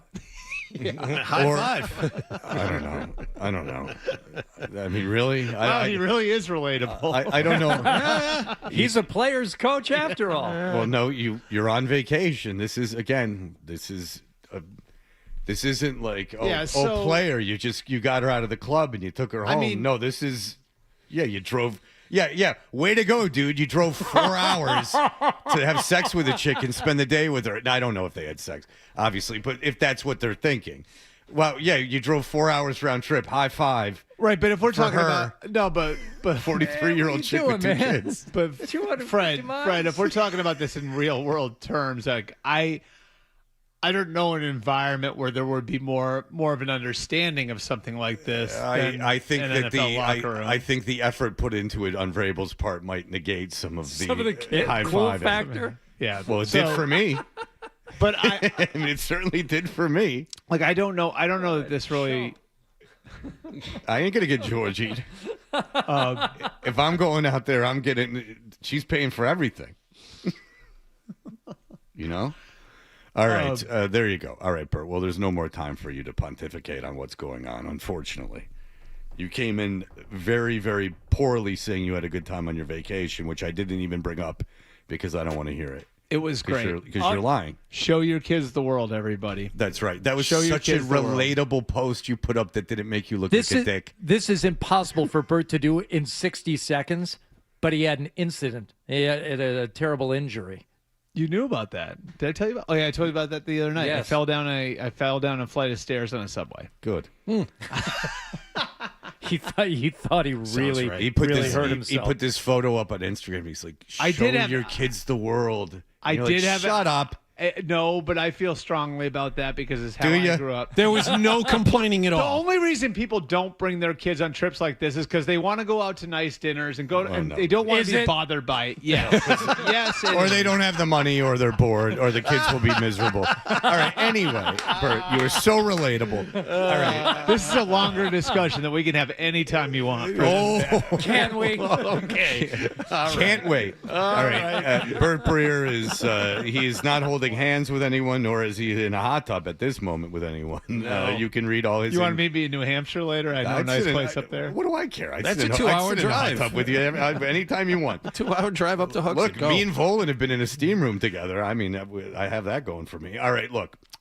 Need to know more about that one. We belong to the same club, and he was in the steam room. That's the whole story. Fred, real quick before you kick to break, Ryan. How you would like to delay the break? Yes, go ahead. Because I know Bert.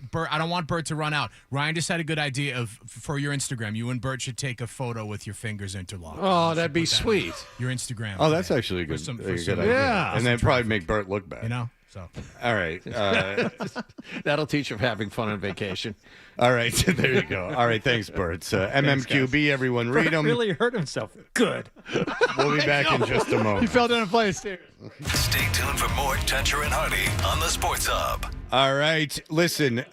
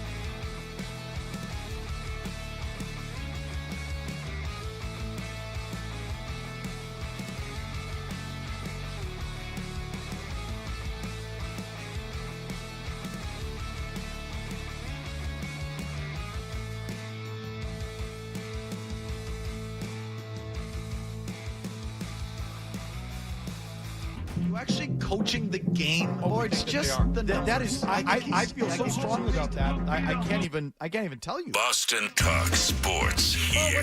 What do we got? The Sports Hub. And we're back. Toucher and Hardy on the Sports Hub. We are Toucher and Hardy. Watch us on YouTube. Subscribe to 98.5 The Sports Hub on the YouTube. Also, you can download our podcast anywhere that you do so, and you can listen to us at your leisure. TMZ Sports used a old interview that Zolak and Bertrand did of Diana Rossini, and they said they're Zolak and Bertrand podcast, which is infuriating. John, when I put the photo up of the listener submitted shirt, I'll hold it up for you too, which is exploring your smothering fetish. Yes. It is a scale breaker heavy woman. Celebrating. I said celebrating, yeah. Yeah, well, you said exploring. I think this is, I mean, it's out there now. Oh, I thought I said celebrating. It says big wall dick pillows, breathe in the comfort, and it's a picture of a overweight woman sitting on top of John, giving a victory signal with her hands, and John gleefully Cheshire cat smile on him while straddling her thighs as if he had just come up from a sesh. Now, the woman's clothes, so it's appropriate if we do market this. It is appropriate for beach use. I mean, you can. There's nothing offensive in it. It's just a heavy woman and John. But I did in the post I put up tag the real Ken Griffey Jr. just so he knows why he had to put the real in front of it. Okay. He knows who stole his Instagram handle. But what if the real Ken Griffey Jr. comments on that? That would be quite a victory. It would be. I'd be excited to see that. Because Nike put out a Nardwuar, the interviewer Nardwuar's style of shoe, and I was given them for Christmas. And I wore them to the Frady's ALS on Ice Foundation event, and I put a photo up of the shoes before I went, and Nardwuar commented thanking me for wearing his shoes. Ass, don't you? I love ass. Yeah, so he knows how to ask the questions to you. And that's Nardwuar interviewing John when he was in a boy band. Nardwuar's had been at it a long time. And so maybe Ken Griffey Jr. will reach out to you. I think that's great. I mean, he's got nothing to do. He's just kind of hanging out. Well, he's taking pictures of the Masters. Oh, that's right. All right. Well, look, something has come across my desk many, many times, including my ex-wife sent this to me. And everyone's up in arms. They want this to be true. Now, Pete Hegseth, you know him as the head of the Department of War. They've renamed the Department of Defense the Department of War because it's 10 times more badass. Secretary of War. Whatever. I don't like the term secretary either. Makes him seem less alpha. How about supreme leader of the Sergeant at Arms. Yeah, something like that. So anyway, this video has been floating around the internet, and it's got everyone excited.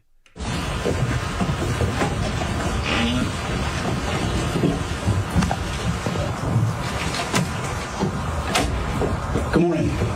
Yeah. So again,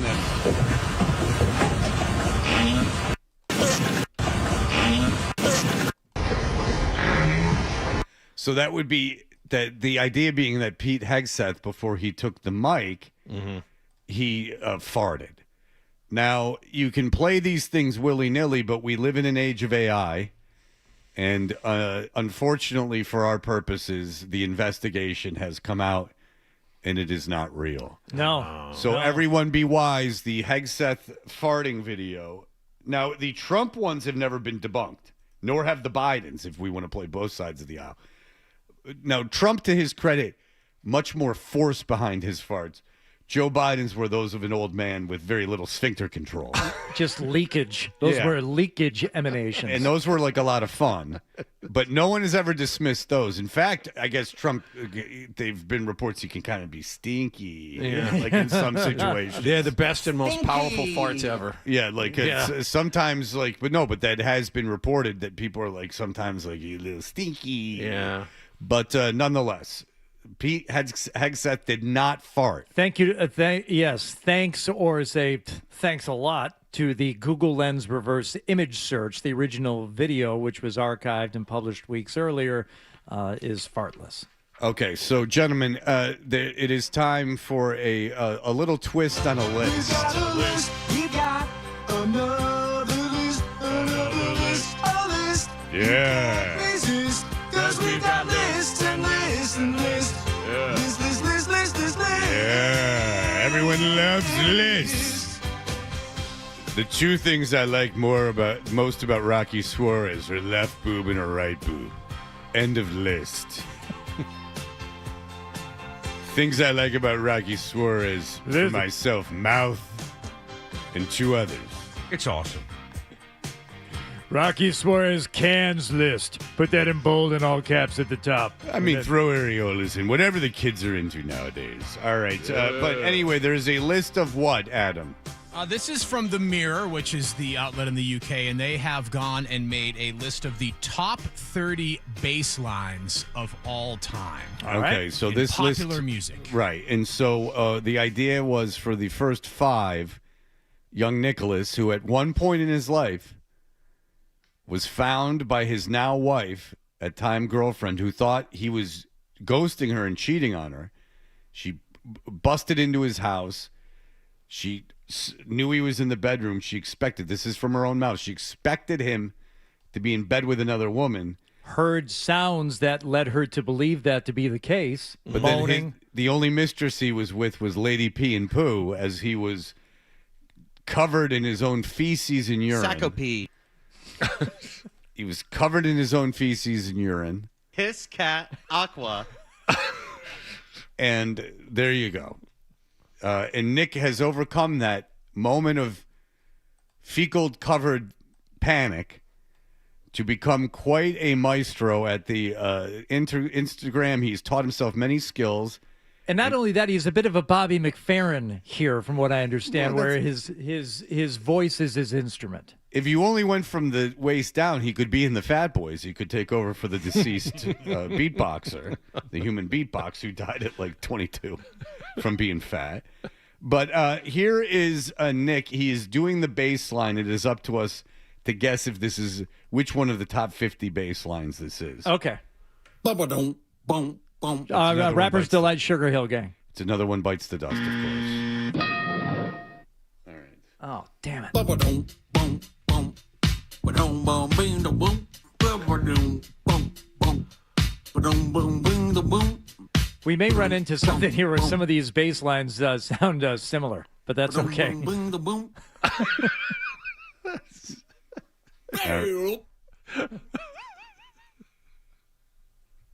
Again.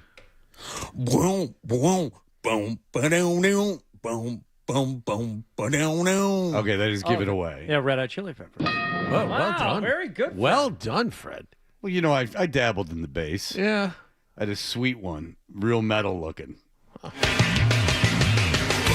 think I'm not out of line to suggest some viewing for people. There was a show on the BBC called Help, I'm the Parent of a Rock Star. And Anthony Kiedis' dad, Blackie, is on it. And it's an interview with him. It's him talking. Mm-hmm. And he talks about how wonderful it was that when Anthony was 12, Blackie had his girlfriend have sex with him, gave him a Quaalude and had him have sex with her. And he said he would give him acid at 12, but just a little bit of acid. And he looks back at it and he goes, he had the best of both worlds because he had his mom's house with a traditional upbringing in Michigan, and then he had his life with Blackie in California where he was getting acid. His dad was a drug dealer, and this man is talking about it as if he was in any way a good father and it's giving his son drugs at a very early age. And there was heroin around the house too, which he became addicted to and almost killed him. No. That's right, Blackie. Add that in for emphasis. Wow. It's really something, though, because he's admitting to multiple felonies just right there. And Anthony Kiedis. More than one way to parent. Anthony Kiedis, by the way, no angel. Investigate his life a little bit. Hachi Machi. How old is his girlfriend? Like 24? I don't know. He talks in his book openly about having sex with a 14-year-old when he was older. So, I mean, take it for what it's worth. There's some confessions in that book. You're like, that's illegal. And that ain't self-harm illegal. That's still sitting in my dresser. Pristine. I could sell that like new on eBay. Scar tissue, right? Mm-hmm. Yeah. It's not bad. I mean, but it is funny because he like talks about how he's like all lovey and hippy dippy and like the cosmos and love, and you're like, you've done really bad stuff. Exactly. Way worse than me. You don't see me talking about love and everything else, and I'm better than you. Let's face it. Plus, you're very tiny. You don't really realize how tiny he is until you meet him. All right, he looks all like muscular and stuff. It's not true. All right, here we go. Now he's dyeing his beard. All right, here we go. The next one from Nick. Boom, boom, boom, boom, boom, boom. How come I know the bass line? Steve Miller. Oh, wow. Oh, yeah, the Joker. Wow, well done, Wallach. Boom, boom, Some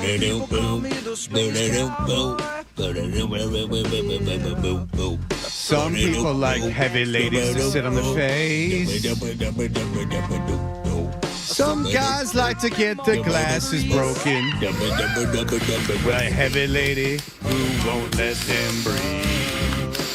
That song sucks. Boy, do I hate that song. Just because you don't speak of the pompatus of love. Steve Miller also in undeserved prickishness. Yes. Oh, I didn't know that. Yeah, I've read about this. Yeah, he's Yes. apparently a real dick, Yeah. and I don't know where he gets.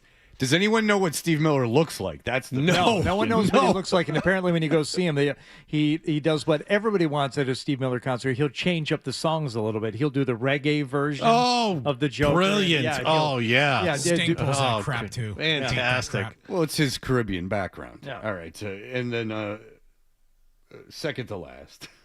Boom, boom, boom, boom.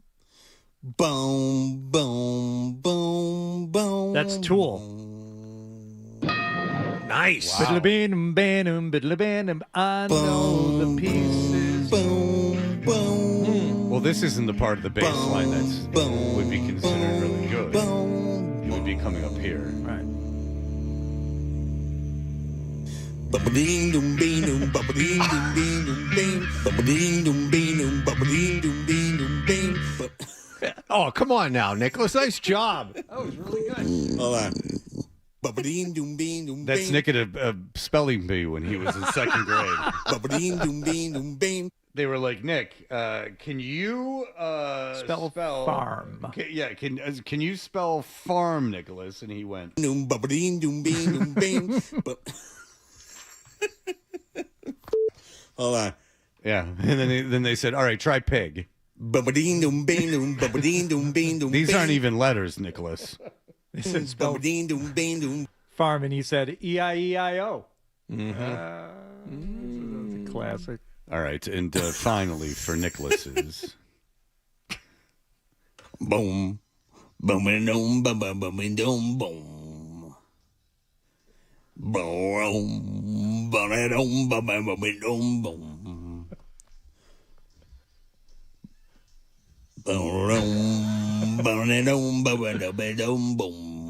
No idea.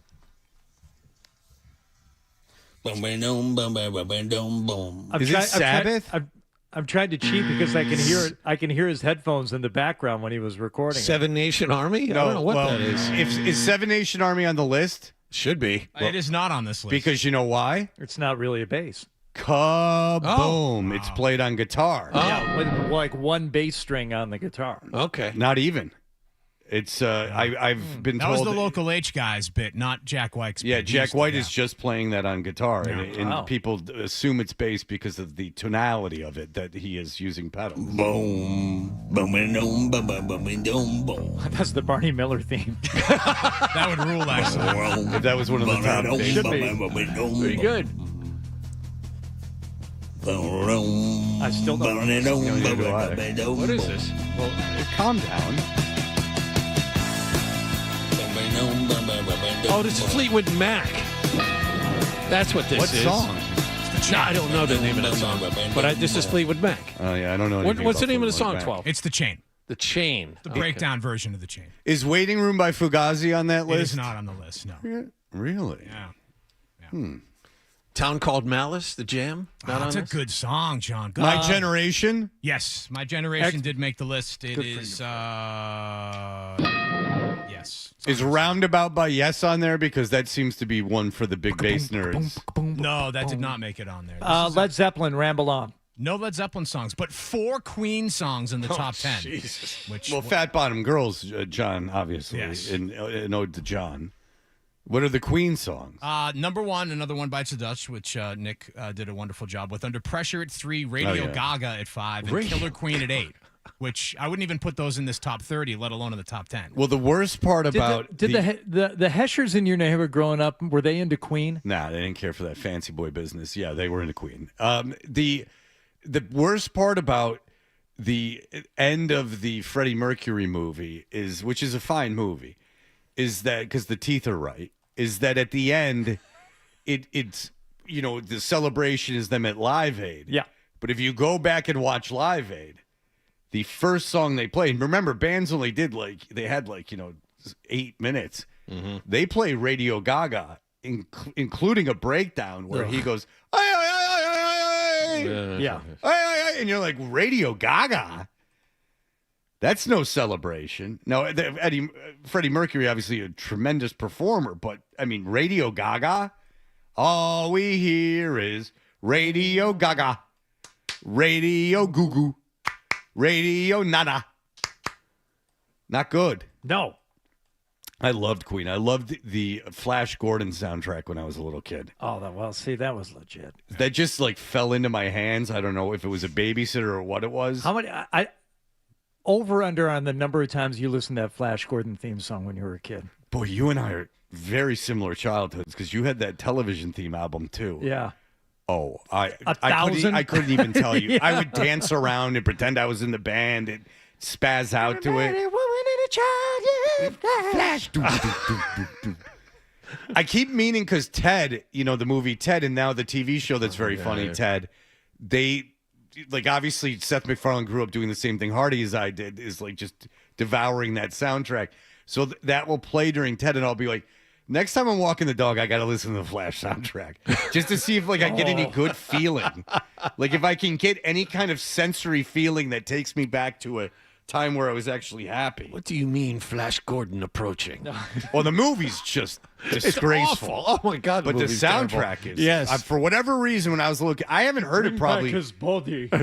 No, it dispatched some 2 people. Yeah. I probably haven't heard anything off that album outside of Ted since I was 10 years old. But boy, did I love that thing. The yellow. It was a yellow a yellow sleeve. Just a man. Yep. All right. Cedric Maxwell, obviously, is a big Flash Gordon guy. We'll talk to him in just a moment. All right.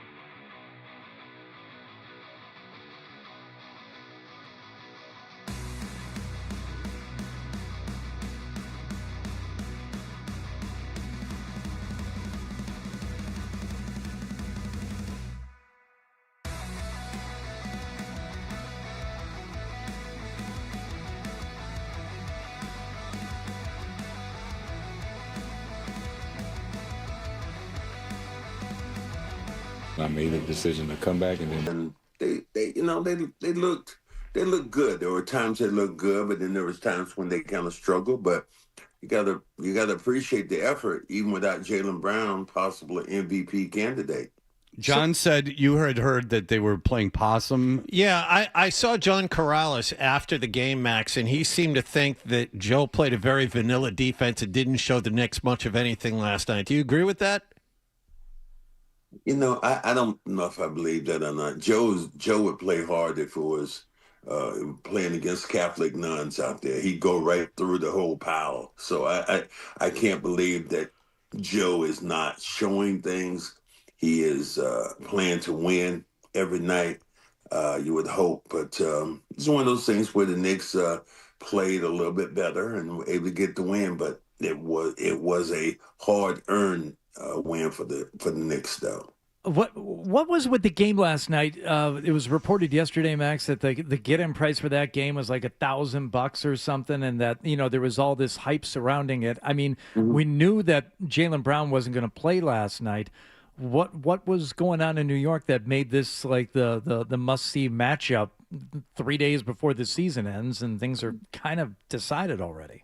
Well, they weren't decided, and still right now there's a possibility of the Knicks overtaking the Celtics. Celtics have to win one of these two games, according to my broadcast partner, Sean Grandy, to remain in second place. So I think that was the hype, and the fact that the Knicks have really played well against the Celtics this year. So they wanted to continue that whole process. The Knicks feel real good about playing the Celtics. Other teams, not so much. Yeah. Now, Fred asked this question earlier. I thought it was a good one when we were discussing the whole notion, and you're right, and Grandy's right. There's still stuff in play in terms of seeding. But Grandy's not right. Does it matter to you, Max, whether they're the 2 seed or the 3 seed? No, it doesn't. I think that as long as they're healthy and getting people in place, last night there was some experiments. Vooch came in and had some good minutes, his first real good minutes since he broke his hand. He was able to knock down some shots, feel the contact, maybe make some plays around the rim. I really like that. So there's still things right now that the Celtics are trying to pick and choose to make them better. Did Baylor Shireman earn some quality bench playoff minutes with his performance last night? Mr. Obvious, here we go. Oh, my God, I love that guy. He's earned minutes throughout the year. You watch him, he's a very smart, heady player, and don't let people go crazy, but I've said this before. He reminds me of a guy I played with. And that would be John Havlicek. Very smart, astute, shoots the ball well, White. Understands the game. Can't fault Fred. He's right. Whoa, that was good. That's a zinger of the day. I mean, Gary Tangway is listening to the show, and he was telling me, I can't wait to hear you. He's going to love that particular line right there. But he's just really mention me, Cedric. I'll give you a 5. Yeah, he's a very heady player. And when you watch him, obviously Joe is trusting him more and more. When he first got to the Celtics, he said, Joe didn't like me. He said that one time to us after a game. But you had to earn Joe's trust. And I think he's done that. And I think he's got the trust right now of a bunch of fans out there, the way he's been playing in some of these big games. You compared him to Jordan last night after he hit that last 3. It wasn't a Havlicek comparison. When he was, I think maybe he was as a laterally moving 3 that he hit, maybe his 6th one of the night. I mean, you were losing your mind too. Had himself a Tommy Heinsohn moment. That was pretty good. It did remind me of, when Jordan just went crazy in the playoffs that time and just threw his hands up like, I can't believe I'm knocking out these threes. Sharman has been really reliable from the three-point line. And the thing really just kind of crazy when I watch him is the fact that he does it on the move, and he's a left-hander that wants to go right a lot to set himself up to get those threes off. So it's pretty impressive watching them do that. All right. Does it matter to you if the Celtics have the 2nd seed? No. Did I already ask you that? You already asked that. That's okay. I did it 2 minutes It's ago. Manic Friday. Don't worry about it, Fred. I was working on my white line, so I couldn't get it out there. That one did work. The seeding shouldn't have mattered. No, you don't have to to answer the the question if you already answered it. No, I mean it just shouldn't matter because all you want to do is be healthy right now. If you're healthy going into the playoffs, and it's really strange, isn't it kind of crazy how people have the national broadcasters and everybody right now have flipped the narrative with Tatum coming back, saying the Celtics are the team to beat in the East. And I think if there's one thing that Joe Mazzulla hates, he hates that. He wants to be the underdog. He doesn't want to be his team to feel like they have an advantage over anybody. He feels like they're going to have to earn it. And so that's the one thing I think that Joe Mazzulla hates, the fact that the narrative now, with a bunch of people, the way Tatum has come back and played, the way Brown has played, is a real good one for the Celtics. Yeah, but don't you think it's true that the Celtics probably should win the East? I believe that they can. Okay. This is what I've learned this from in broadcasting school. I believe that they can, and I believe that they have the tools right now to be in position with all the other teams out here. Detroit right now losing not having Cade Cunningham come back yet, one of their best players. Celtics being as healthy as anybody. Joel Embiid going down again with the appendicitis. Yeah. So that was maybe could have been a thorn in your side. Some of those bottom feeding teams though are really playing well. Now let's look at a team that's given the Celtics trouble over the years, and that would be a team like Orlando that played them well. Who are you going to meet in the first round, to me, is going to be important. Is it going to be up-and-coming Charlotte? That's going to be a really a fun test for the Celtics early on. Cunningham has played a game, but but do you think the Pistons playing without Cunningham and having success without Cunningham isn't in any way a factor of making that team better for the playoffs? Absolutely. It is. When you are able to lose a piece like that and continue to click along in your best piece, and then everybody else steps up, it's a beautiful thing. Because what is that? It's like a confidence thing. Like if you're Durant or something and you become like the leader of the team during that period of time, that breeds confidence. Like what about that as a player is important? Well, like Cedric Maxwell during the finals, Larry Bird wasn't scoring as much, but, able to come through. It gives confidence to the other players that you have somebody else can step up, even if your best player right now is hurt or not playing as well. So, and now you're able to give that baseball thing, Johnny Wallach. You're looking for the fastball and they throw you the changeup. Mm-hmm. That's what that would be when you think about having other players step in and knock down shots. And one thing I do wish could happen, but I understand, is Garza. Garza had been really good. I would call Garza the crash dummy. On those shows where he just runs in and knocks people. I love the way he plays. But you're trying to get Vooch in the lineup, so those minutes that Garza has been playing have been taken away. So I hope that Joe's able to find a way to get Garza involved in these games. On the subject of wishes, Max, you just mentioned the two teams and the fact that Orlando had played the Celtics well this season. Between Charlotte and Orlando, who would you rather the Celtics face? Charlotte, out of a greedy way, because I want to go home for the playoffs.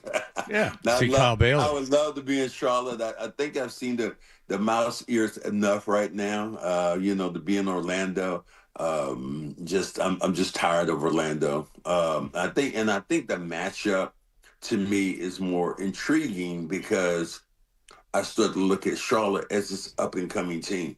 A lot of people in Charlotte right now are so excited about this particular team.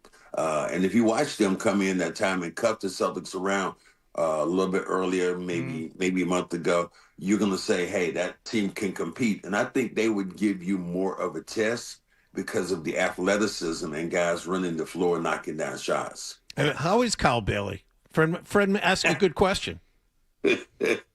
Cal Bailey is doing fine. He tells me all the time that you guys are the best. That's what all he says. So that guy, that F guy up there, I really love him. He says it all the time to me. I talked to him last week.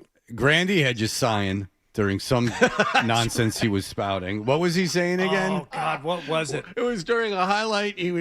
Sean was talking about how this game meant everything. Oh, yeah. Oh, no, it was the game of the year. That's right. That was Charlotte, right? Yeah. So he, at one point during your broadcast, said that the game that the Celtics just played against Charlotte was shaping up to be the game of the year, and you audibly sighed. I have it here. You want to hear it? Yeah, you can hear yourself. yeah. Here you are. Let me hear that. I would love that.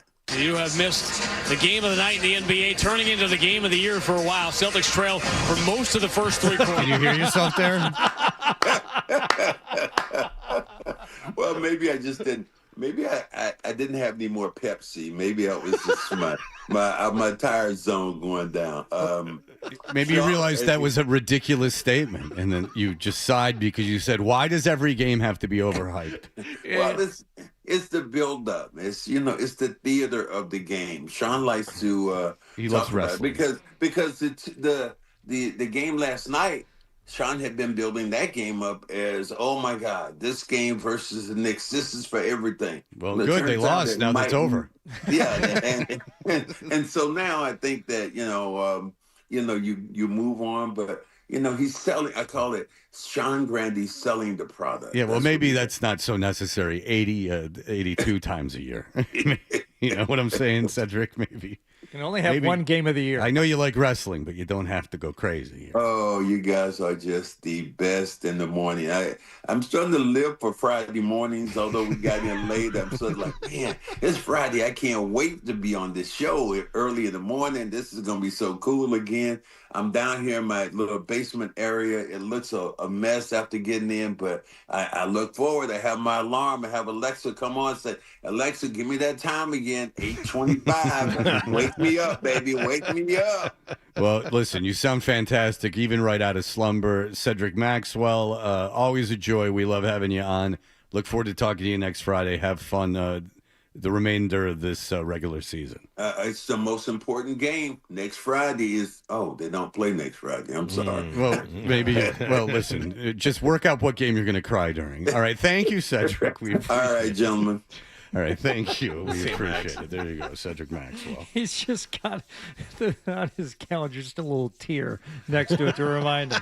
This is the one where I'm going to start blubbering at the end of the game. It's funny. I re-asked a question you guys had already asked. In fairness, it was like in a conversation, but I was looking for like the playoff bracket if the season ended today, so I didn't have to screw around with the standings. Sure. And it's like I can't find it. It was like. And then I started getting pissed. Like, why isn't this available? Like, why, when you look at the standings on the internet where things are clickable, do they not have a current NBA, like the format of it, of like what play-in teams you would play the winner of, and so on and so forth? If the season ended today, they would play the winner of the Orlando 76ers. Correct. Yeah. Okay. Correct. Right. I can do it in my head. Yeah. The play-in is weird if you don't. It's not 7 versus 10 and 8 and 8 versus 9. It's 7 versus 8, and the winner is the 7 seed to give you incentive to win your conference. So there's not a chance that you're playing one of the and the loser of the 7-8 plays the winner of the 9-10 for the 8 seed. Yeah. That's how it. Yeah. I have learned that in my time, but I did want to double check, and it was. I apologize for re-asking that question. I thought the interview was very good. I just, because sometimes you get bored, and if it's with Bert, he just barrels you. So I had even invoked you when I asked the question. Yeah. Oh, that was the question that you led up with. Fred asked this question. I think it was a good one. Yeah. Okay. Yeah. I'm sorry. I was just getting pissed off at the internet, which never happens. All right. We'll be back in just a moment. Here are the headlines. Essentials.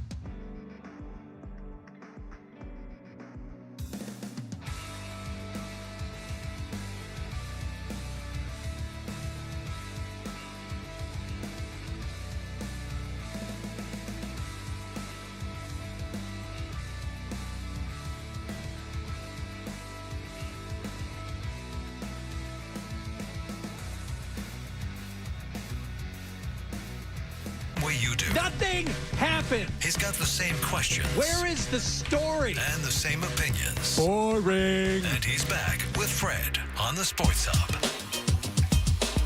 Hey, we are Toucher and Hardy. Remember 2 weeks ago I was kept talking about how I was going to have this tooth replaced. You'll notice I haven't talked about it at all because when I was leaving, Mary, our president, general manager, I'm not positive what her title is now. It keeps growing and everything else. The queen of the company, Mary. Yes. She says, you got to get knocked out. She said, you got to get knocked out. I've had this done. I know it's very expensive. You got to get knocked out. And I went, so I called on the way out to my car, and I'm like, hey, you got to knock me out. And they're like, why? We're not doing anything today, but scanning it. I said, okay. So I went in, and they said, everything looks good. We'll be able to do this in 2 weeks. And I said, I want to be knocked out. And they go, well, you paid up front. This is going to be extra. I said, spare no expense. Knock me out. Yep. Now, I don't like pain pills. Whatever bliss people achieve from pain pills, I do not enjoy. And this is not for my pleasure, but this is I don't have to sit there for an hour with them screwing around in my mouth. Like, isn't your go-to just to get knocked out? I mean, everyone. Oh, well, John, you were one of the ones that was trying to convince me to get knocked out. Yes, I was. So you get knocked out. Mm-hmm. But they say not to eat. Now, not eating always, as you know, Hardy, with any ingestible drug through the mouth it's always good to have an empty stomach. Yeah, that's what they recommend. Because remember in the Wolf of Wall Street, they're trying to get the Quaaludes to work. They had starved themselves and they started working out. Gave themselves enemas. Yeah, they were just trying to clear their system. So the food we understand. But they say, and I forgot even that I was getting it done today, because I looked for candy on the way in, and I was set to order food, and I went, oh, yeah, I'm getting this done, because now that I'm getting knocked out, who cares? Right. And they say you're going to be groggy, like don't drive, which I won't, fine. But, like, you're going to be groggy after. Oh, no. They wake you up with, like, adrenaline or whatever they put in you, and then you're fine. Like, I mean, it'd be nice if you were groggy for a while. You go home, take the nap of your life, but that's not the case. It's just, no, you're fine. Your just mouth is numb. But they say not to drink. Now, I forgot about that, so I have been drinking water and now a soda. Yeah, I see a Diet Pepsi over there. But it's only my third one. How long have we been here? What? No, you jackass. I got up before 5. I had a soda to take my many, many psychiatric meds. And then I brought one with me that I had in the 6 o'clock hour, and I have not had one since. That will be 3 sodas. Get soda and Pepsi. That's right, Chili Guy. Who, our friend Chris Wren, who's coming in, might have reminded me, might actually know the Chili Guy from his being out in front of the venues. Yeah. So the 3 in 5 hours, give me a break. What were you supposed to ingest during this time? No, but is the answer nothing? I'm setting up a tale. So okay, my question is this: I'm not giving you credit for only having I'm breaking the rules. I'm breaking the rules. When you're supposed to have nothing. I'm telling you, I'm breaking the rules. But John was like, "Oh, soda," and he was trying to make a mountain out of a molehill. I'll punch him in the effing face the next time. You get on my bad side. Do it, John. You dang bird. Yeah, you just want to see him hurt. You know. No, I'll take Wallach in that fight. I'm scrappy. I don't like that. Yeah, wiry. I'm wiry. So anyway, but my guess is that they tell you not to drink water so you don't pee yourself. Correct? That has to be. Some doctor contact me and let me know, because it's got to be just so you don't pee yourself. And I got news for you. This procedure goes at 11:20. It takes them 17 years. I had to shave my chest the last time for them to get the meters on me. So you know what I'm going to do? I'm going to go home and shave my chest. Remember I told you that? They gave me scissors and like dental scissors with the curve in them in like a Lady Bic from like 1920 with one blade on it. And they're like, shave your chest because you're so hairy. We can't get this stuff on you. Ladies, I know. You can't keep your hands off yourself right now. You're getting all worked up and lubed up. I apologize before work. But but it takes them forever. So I'm not going to be under till 11:40, 11:45. If this is my last beverage, that's 2 hours and 45 minutes of not having anything in my system. I'm not peeing myself. I would think you'd be okay, but do you have like the actual like information from the doctor, the amount of time you're supposed to withhold liquids? Yeah, 8 hours. That seems like a lot. Yeah, exactly. So like, and even if I peed myself, what do I care that I peed myself? Not your problem. It's their problem. Well, it's not their problem either. I just peed myself. Yeah, but it's stinky. Yeah, it's stinky, urine stinky. in the operating theater. Well, it's in a dentist office. It's not Oral surgeon, I would hope. She's an oral surgeon, but she's in a dentist office. She has like an alcove or an annex of a dentist office. Yeah. There's no sterile field It's to in worry Newton, about. my friend. Yeah. Property is not cheap. This is not some Canton operation where everyone's texting each other about anal leakage. Why don't you just you just man up? It's one tooth. I don't think you have to go under for one. I didn't. Oh go no, under you for my absolutely one don't tooth. have to. Yeah. No, you don't. It's a decision. Oh no, it's absolutely, and it's not a pain issue. It's a. Would you rather spend an hour unconscious or an hour with people screwing around in your mouth? I don't get knocked out for a cleaning or even a root canal. I haven't gotten knocked out. But if they're giving you the option, Mary and John were. You don't have to tell me twice. Mary was like, you have to. Like, I've had this done a lot of times. It's absolutely miserable. You have to have it done. And so I will. I'm getting it knocked out. So all right, Patrick knows. I'm sorry, just real quick, because I want to get to our guest. All right. He's been waiting for too long. Patrick, go ahead. Hey, Fred, the reason is if you go under anesthesia and you've had anything to eat or drink, you could get sick, and then that can go into your lungs and cause a pneumonia. Oh, neat. Oh, okay. Yeah, what do I care? Good. Well, you know what I'll do is I'll have my Whoop on. It will let me know. Weekend's coming. You got time to rest up. You're fine. Interesting. You would say what the Whoop says about that hours sleep you're going to get in the chair. Like what quality of sleep that is. It's probably gonna be bad because I'm probably snoring. But I'll tell you this: Saturday, get this, Southborough baseball game, then the Mario Brothers movie. Sweet. Someone's got a weekend planned. All right. We will be back. Chris Wren, who I've heard nothing but great things about. You know who he is, even if you don't. You know about his products. You certainly know about his label, because Adam is out there banging the fences for it. We'll be back in just a moment to tell you the whole story. You're listening to Toucher and Hardy.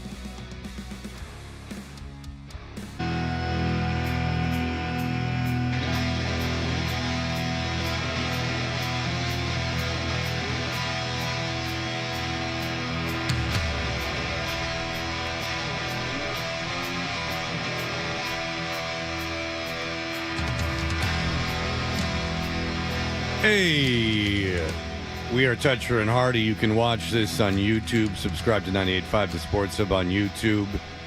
Chris Wren is the author of Fenway Punk, how a Boston indie label scored big on Boston's greatest rivalry. Now, the Bridge 9 Records is his record label. So Chris has this record label, Bridge 9 Records. It's a hardcore label. It's fair to say it's a hardcore label, correct? Right, that's correct. Okay. I didn't want to offend because you could go, no, there's jazz fusion on there too. Don't label us. And so he wants to fund this label. It's hard to fund an independent label, so he starts this T-shirt company, and now it's Sully's Tees, and they have a. But the whole story about how it started and everything that went into it is very interesting. Hence the book, Fenway Punk: How a Boston Indie Label Scored Big on Boston's Greatest Rivalry. He'll be signing this book at Lala Books in Lowell on Saturday, May 2nd at 7 o'clock at night.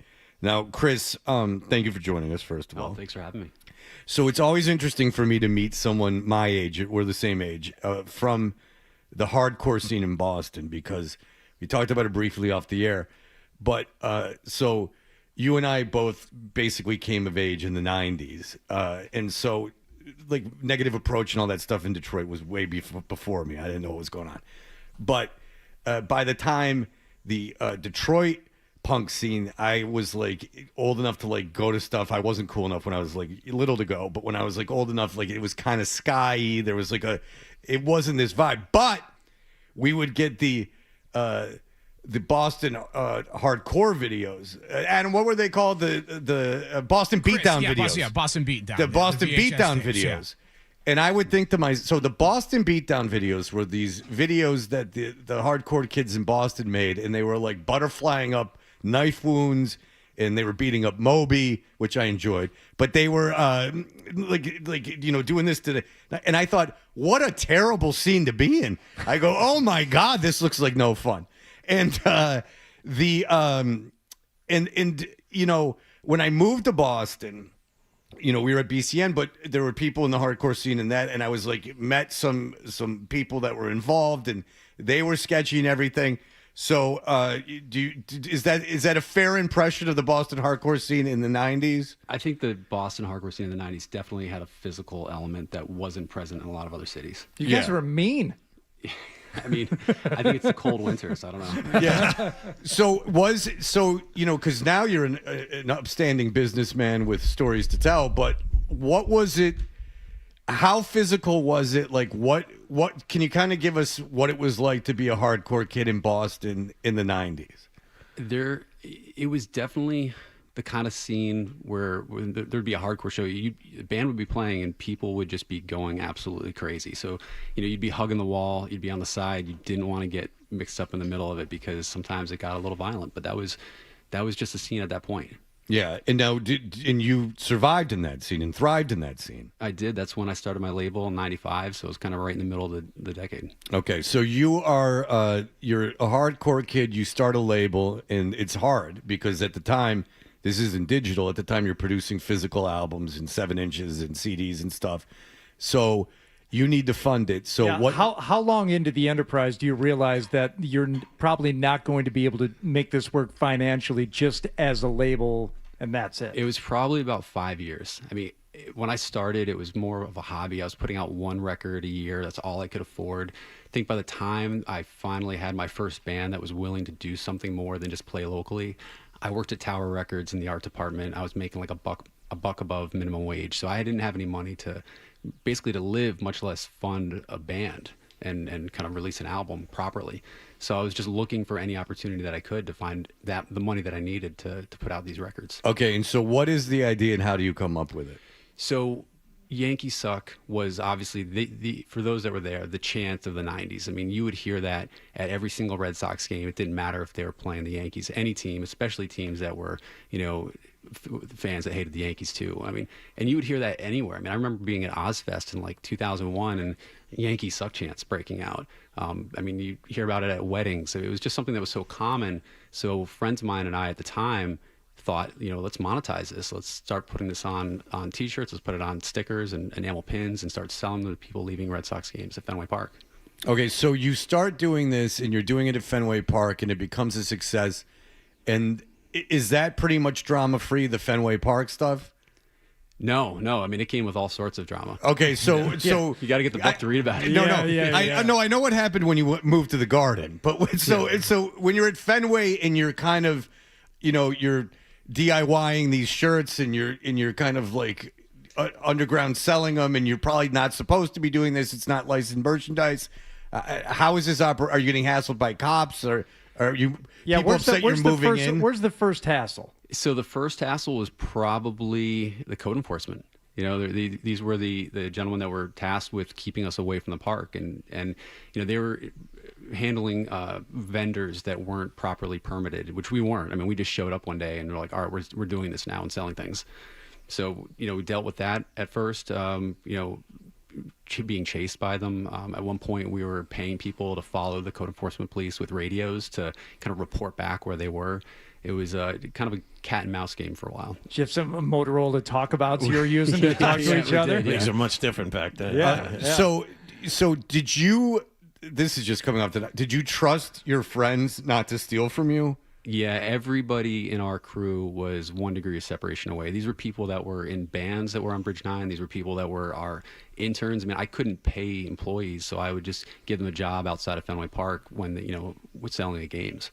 So did you like immediately try and like license this and have like copyright of Yankees Suck, or did you say screw it, we're just going to make it? That was something that was kind of public domain, so we weren't able to protect that. But I did start to learn that I needed to be able to protect the things that we were designing. So like Believe in Boston was something that I came up with in 2004, and I trademarked it immediately and took the steps to be able to protect it, because everything else is a commodity. I mean, Yankee Suck shirts, we learned very quickly, anyone with a screen printing press was making them. So, we did what we did at the time, but had to evolve. Okay, so yeah, it's that like skate company thing is that just make the boards and then get the cease and desist and then move on from there. So you go to the Garden and you start doing stuff out in front of the Garden, and then another element moves in that you have to deal with. Are you talking about the North End? Yes. Yeah. Yeah, well, I mean, as you can imagine, when you have either at Fenway Park or at the Garden, I mean, you've got anywhere from 38,000 to 20,000 or so people. They're all there for one reason, and they're all excited. And so we were killing it. I mean, we were selling a lot of stuff. And when you make that kind of money, it attracts competition. It attracts other people that are interested in trying to get in on the same hustle that you're doing. I mean, there were people selling when we showed up. I mean, there's been people selling, these kind of T-shirts going back to the 70s. In fact, when I was researching and writing my book, I learned about a pair of women that were, in college that were selling Yankee Hater T-shirts on the same bridge that I was selling on 20 years before I was. So there's a long, proud tradition of this. Okay, so when you're in the North End, it's not just the police that you have to deal with. No. I mean, most of the people that we dealt with that were copycat vendors that would kind of show up and take what we were doing and try and kind of water it down. They were easy to kind of. How would you handle that? Anything from, one of us would go get this is like really low level stuff, but like going and get like grape juice and just walking up to the person's cart and just pouring purple grape juice all over their T-shirts. I mean, no, we're not breaking anyone's knees. It was literally just, right. low-hanging fruit stuff. Right. Did you, however, like encounter anybody who was threatening anything more than just like simple grape juice destruction of your property? Yeah, I mean, we definitely, unfortunately, it would get physical sometimes.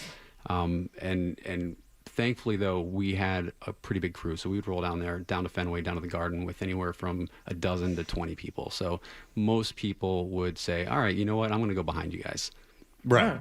So you guys kind of were operating that way. And I saw a video on YouTube when I knew you were coming on the air that a high school Jared Carabas was your hunky model in these beginning years, including one video of him taking a very heavy dumbbell and doing arm curls. Now, were you making and selling youth mediums? I mean, Jared started working for me when he was a teenager. Okay. I think Sorry, youth smalls. Yeah. He's had an incredible career arc. I hired him from Bob's. I think he was working there so he could get a discount on Red Sox T-shirts.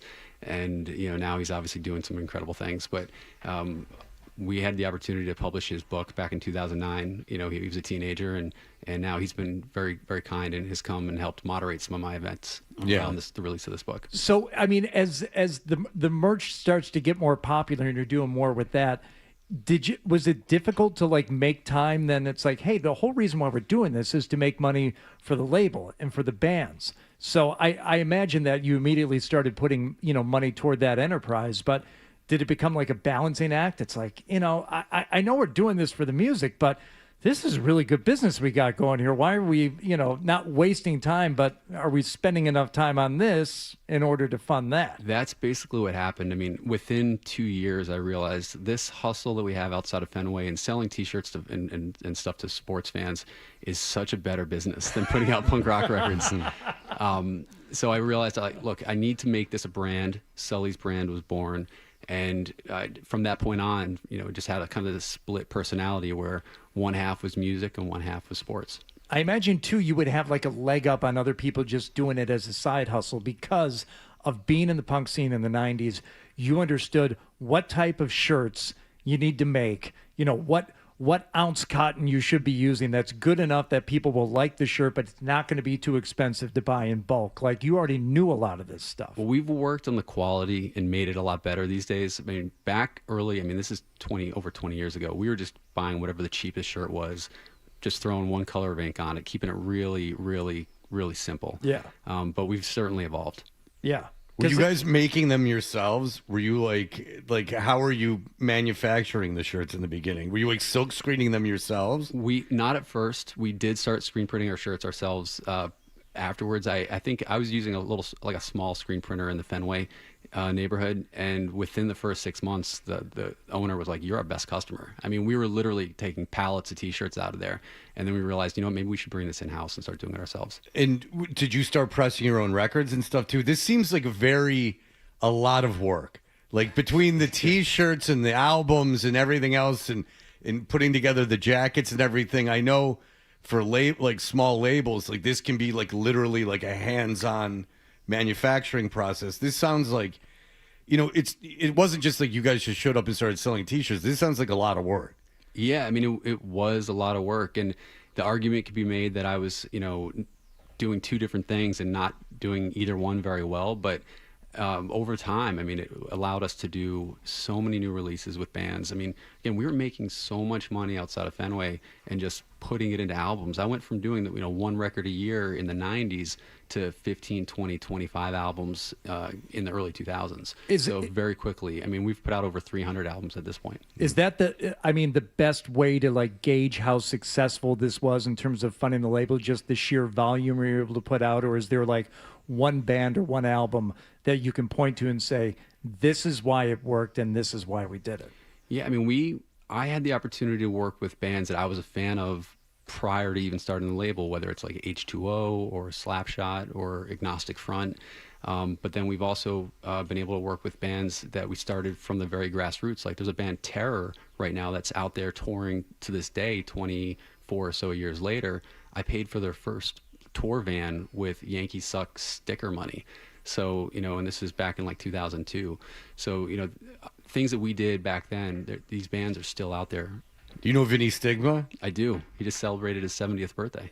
Yeah, he seems like a good guy. He is a very good guy. Yeah, he seems like Agnostic Front, scary band, scary lead singer, and the kid, scary too, Madball kid.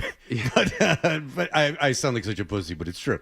But Vinny Stigma seems like he's like this Italian nice guy that's in Agnostic Front. Agnostic Front are the nicest guys ever. In fact, they just came and played at Bridge 9 about a year and a half ago.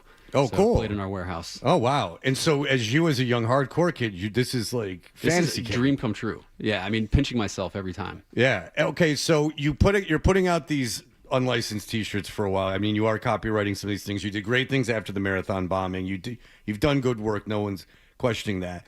But cease and desist and where they come in. Do you remember the fastest, most like hectic, hard, like the one where they were like, "Stop it now"? Is there a certain shirt that did that? I remember. So we had a T-shirt. I don't know if you remember the "Jesus is my homeboy" T-shirts in the early 2000s. Yeah. We made one for Johnny Damon, and it said, Damon is my homeboy, and it's same thing, like the black print on the white shirt. and sold a ton of them. I mean, we were selling probably a couple thousand of these shirts, and somebody wore it into a game. I can't remember. It was in probably 2004, and the TV camera zoomed in on him, of this fan with a shirt. Within, I don't know, 24 hours, we got 3 cease and desist letters from like Scott Boras, the Players Association, and I think the brand itself too. But that's kind of cool in a way, though, because sure, you have to stop making the shirt, but your brand gets that kind of eyeballs on it. Yeah, no, I mean, some of the things it stinks to lose that opportunity, but it is great publicity. And Affleck wore your shirt to the World Series. One of your shirts to the World Series. Is that? I don't know. I don't think it was a World Series, but we had a T-shirt back in 2004. Killin' was Shillin'. It was a Kurt Schilling kind of like T-shirt that we made before he even pitched. I mean, before he became a psycho. Before we made it in early 2004. I think I sold 2,000 of them at the Garden before the Red Sox even played. And there's actually a funny story about that because we were selling these T-shirts on the street, and the head of code enforcement reached out to me and said, "Hey, the mayor is pissed that you're selling a T-shirt because this shirt, Kurt Schilling was number 38, had the silhouette of a 38 special on the front of it." So I think that summer there was a lot of gun violence, and basically the mayor was like, "Get that shirt off the street," and he talked to code enforcement talked to me, and we ended up pulling it, which ended up, I talk about it in the book, ended up being a really great opportunity for us because it allowed us to be able to be a little more flexible down at Fenway. Oh, okay. So it was like a give and take with the government is what you're saying. All right, very good. Chris Wren, listen, it's a fascinating story. I'm fascinated by the hardcore scene in Boston, again, for the reasons I illustrated at the beginning of this interview, plus how a punk label turns into this iconic sports brand. It's all very interesting. Fenway Punk, how a Boston indie label scored big on Boston's greatest rivalries, out now.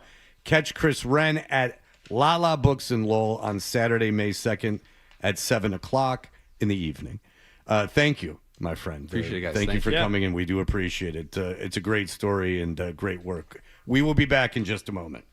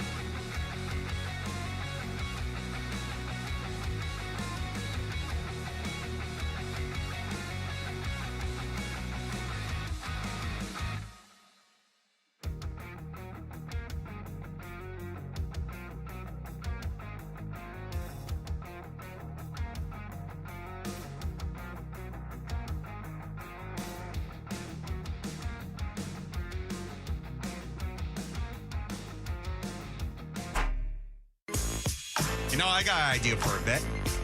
The email bit. We should do the email bit. It's a great idea. Let's do the email bit.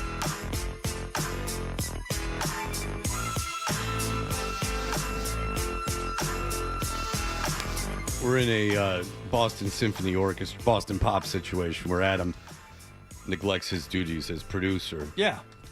To talk to the guests, so Ryan has to run the board. This is now happening with our last guest, Chris Wren, but usually this is only for the Boston Pops. I know it shows Adam 12's versatility. He will abandon his duties to speak with the conductor of the Boston Pops and also, one of the godfathers of the Boston punk scene. Yeah. All right, so want to email us, go to 985thesportshub.com. And if you would like to follow us on Instagram, including seeing the John shirt that I put up at Fred Toucher, anyone else can feel free to share it as well. You can go to @Toucher and Hardy on Instagram and Twitter and @Hardy985 on Instagram and Twitter. John emails in. It says Lisa Ann versus Diana Rossini. Hey, Fred, until Wednesday morning, I didn't have a clue as to who Diana Rossini was, but woke up to photos of her and Vrabel on a group text with friends, and then you were talking about her sending you guys muffins, which I'd actually listened to that particular show live, and thinking, as Alexis Stewart would say, what a, move by, it wasn't a great move by a female journalist. And you guys had to take it on the chin at the time because you had your mind on P's and Q's with this one reputable female sports journalist, and you started playing audio clips of her talking. At first, thought you were playing clips of Karen Reed to be funny, as they have a similar voice and khaki laugh. But then you mentioned Rossini had a similar look to Lisa Ann and caught my attention. I started to Google pics of Rossini, and some of the first pics to appear were her on the red carpet of the ESPY Awards doing sexy poses. Between those pics and her finger locking in a bathing suit with Vrabel and hearing some of the interviews, she seems to have a rather high opinion of herself. But let's be clear, in no way does she exude the same beauty, sexiness, and classiness of Lisa Ann. Just my thoughts. Okay, bye. The Lisa Ann comparison was stunning. You've educated yourself. Yeah, I haven't dove any deeper other than just the Google image of Lisa Ann's face, but the similarity is striking. Yeah, there is a big similarity. I noticed it right away. The more you investigate, the less you're going to see it. It's more like a It's more of like a first glance type situation. Okay. Sure. Like Lisa Ann, Lisa Ann's not one of the great beauties of the world, but Lisa Ann aesthetically is a more pleasing individual, in my opinion. But everyone has their own taste. Earlier we did the greatest baselines exercise where young Nicholas had gone ahead and done his version of different famous baselines. Riz emailed in to say, why does Nick sound like the Fat Albert character Dumb Donald? So could we get a little bit of the Nicholas doing the baseline thing? Yes, there? you want just the acapella baseline? Sure, I'll give you a little bit of that right here. Give you another one too.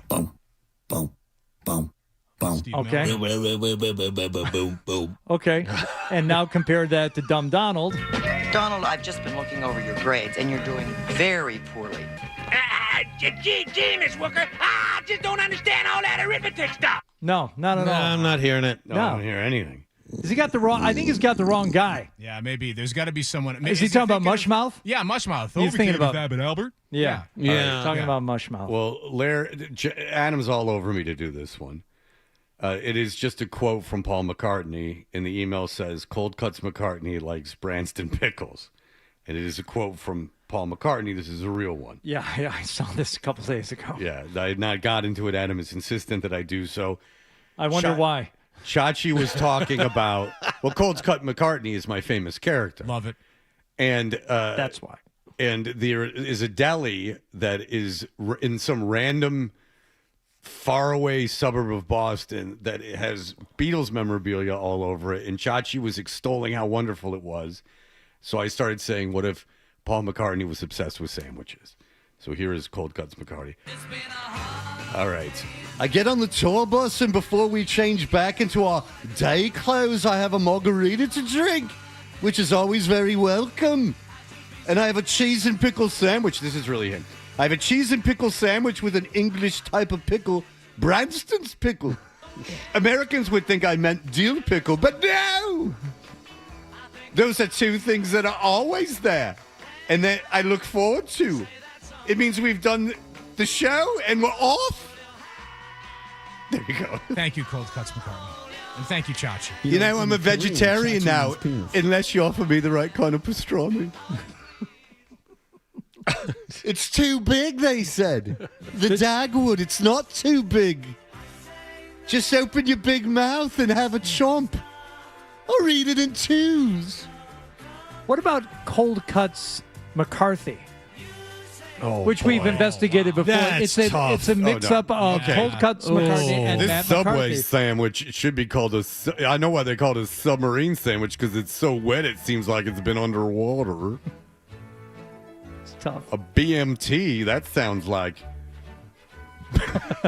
Some Walla could be in, too. So, a BMT sounds like big masochistic type sandwich. Because you'd have to be masochist to eat it. Justin emailed, Hardy, New Girl is worth your time. Fred's trying to convince me to start and watch New Girl. I always heard Fred talking about it. I decided to watch it, and he's right. The guys in the show are a delight. Nick seems like a poor man's Charlie Day, and Schmidt and Winston are excellent. Also, Fred, the episode where she hangs onto a car through a car wash is one of the worst TV episodes I've ever seen. Yeah, I read that email. I don't remember that one necessarily, but all right, do you want me to do another one that requires an impression? It's not Cold Cuts McCartney again. Depends on the impression. Is it too much? It's Gary Tango. Oh, yes, okay, sure. yes. Yeah. Oh, no, it's not the... It's not guy who wishes he had a womb guy. Yeah, guy who wishes he could give birth. I can do all the emails like that one day. Yeah. If just to ruin the Masters for you. If it were guy who... the Masters. No. No, okay, I'll stop. I was hoping it was going to be guy who's just been gifted an old man guy. Oh, yeah. How does that go again? What's the voice? Oh, yeah. Okay, so it's just the DA voice? What are you doing in my house? Is this all for me? Look at you. Oh, you're great, but I feel something. So I don't know how quality is, but it's pumping. Technically alive.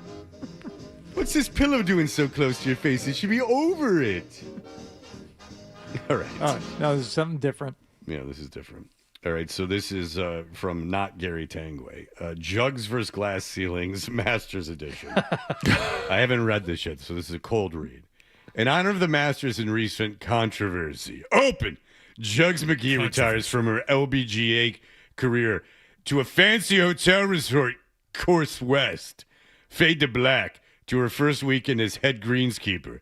As she's changing the whole location on 18, she notices a couple of lovebirds sharing a moment in the distance. Middle.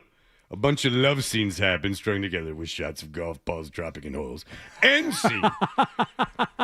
With an old digital camera in one hand and a 56-degree wedge in the other, Jugs is seen running from a gaggle of geese as they defend their integrity of a wedding ceremony going on in the background. We still don't know the couple, but at least we got a long slow-mo shot of Jugs bouncing. Gare Bear out.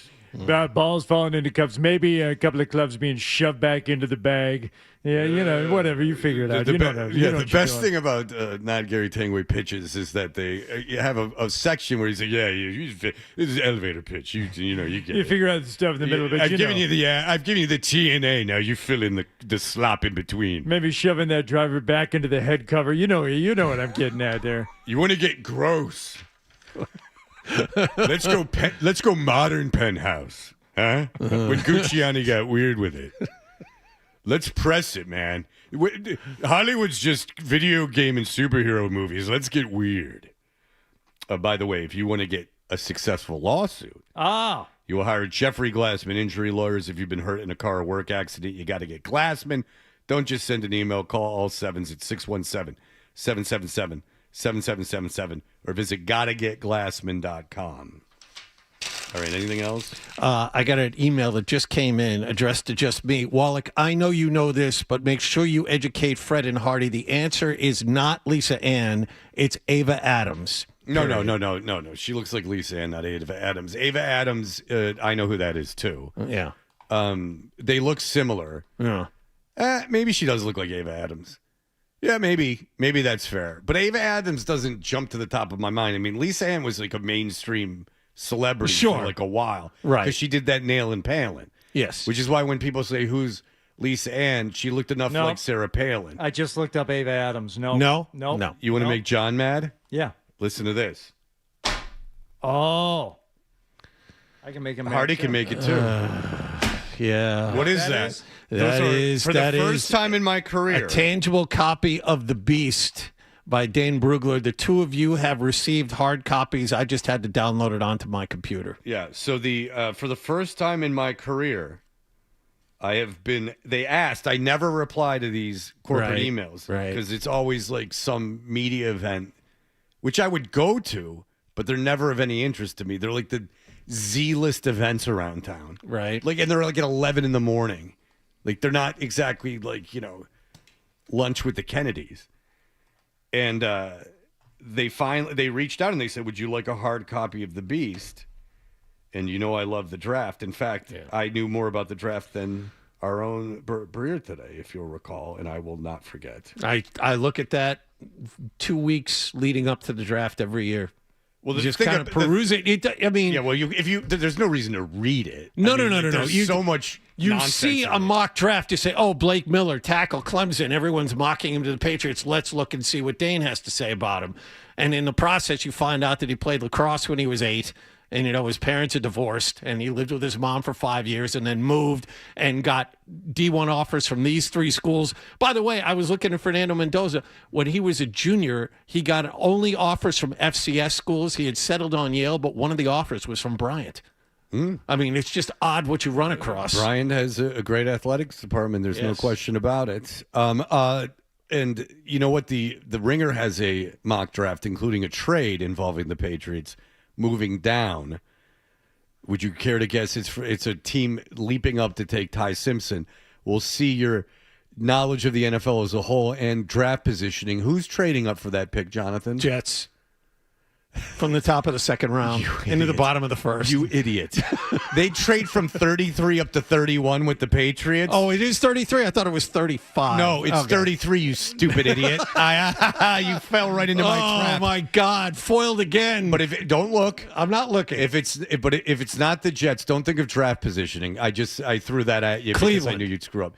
Fair guess. Pittsburgh. They have Pittsburgh giving up very little, obviously, to trade into the 31st pick and taking Ty Simpson, who I would be shocked if was taken in the first round. The more I read the draft grades, especially Dan Brugler's, the more I read about draft grades and what they think about him, he's not even a second-round pick. He's like a third or lower. Well, the 15-game rule that Parcells had, which is now kind of, and you look at the guys who only played 15 games. I think Daniel Jones, Ty Trubisky, Mitch Trubisky. Like, I think Jamarcus Russell. I can't.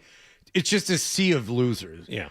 And so 15 games, if the kid from Oregon came out, he would have been a top 5 pick despite that. But if you are going to be a first-round pick having only played 15 college games, you got to be elite. Like, you got to be physically, and I mean, Anthony Richardson's another guy that got taken after 15 games.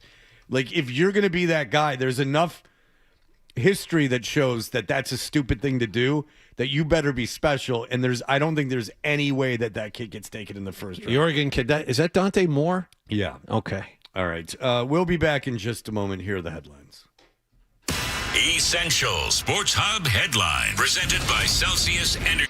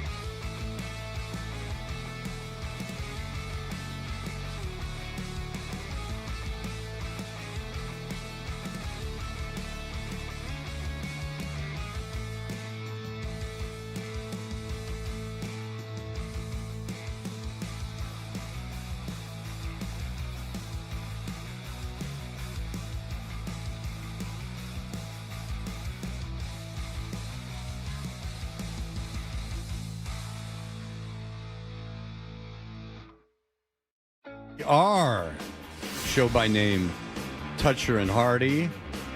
And gentlemen, what else is left to be said as we close out the week and I go into my big oral surgery? No more liquids. There has been no food for a long time. No more liquids. Specialists. And only 3 diet sodas when you're supposed to have none. Well, 2 of them were about 4 hours ago. It's within the 8-hour window, is all I'm saying. I think that's just giving you so they don't get sued. 5 very exciting things for Adam 12 this weekend. Ooh. As we look at things that Adam 12 can enjoy on the cheap, we'll begin with something that will cost a few bucks, but I have a feeling he'll be up for it.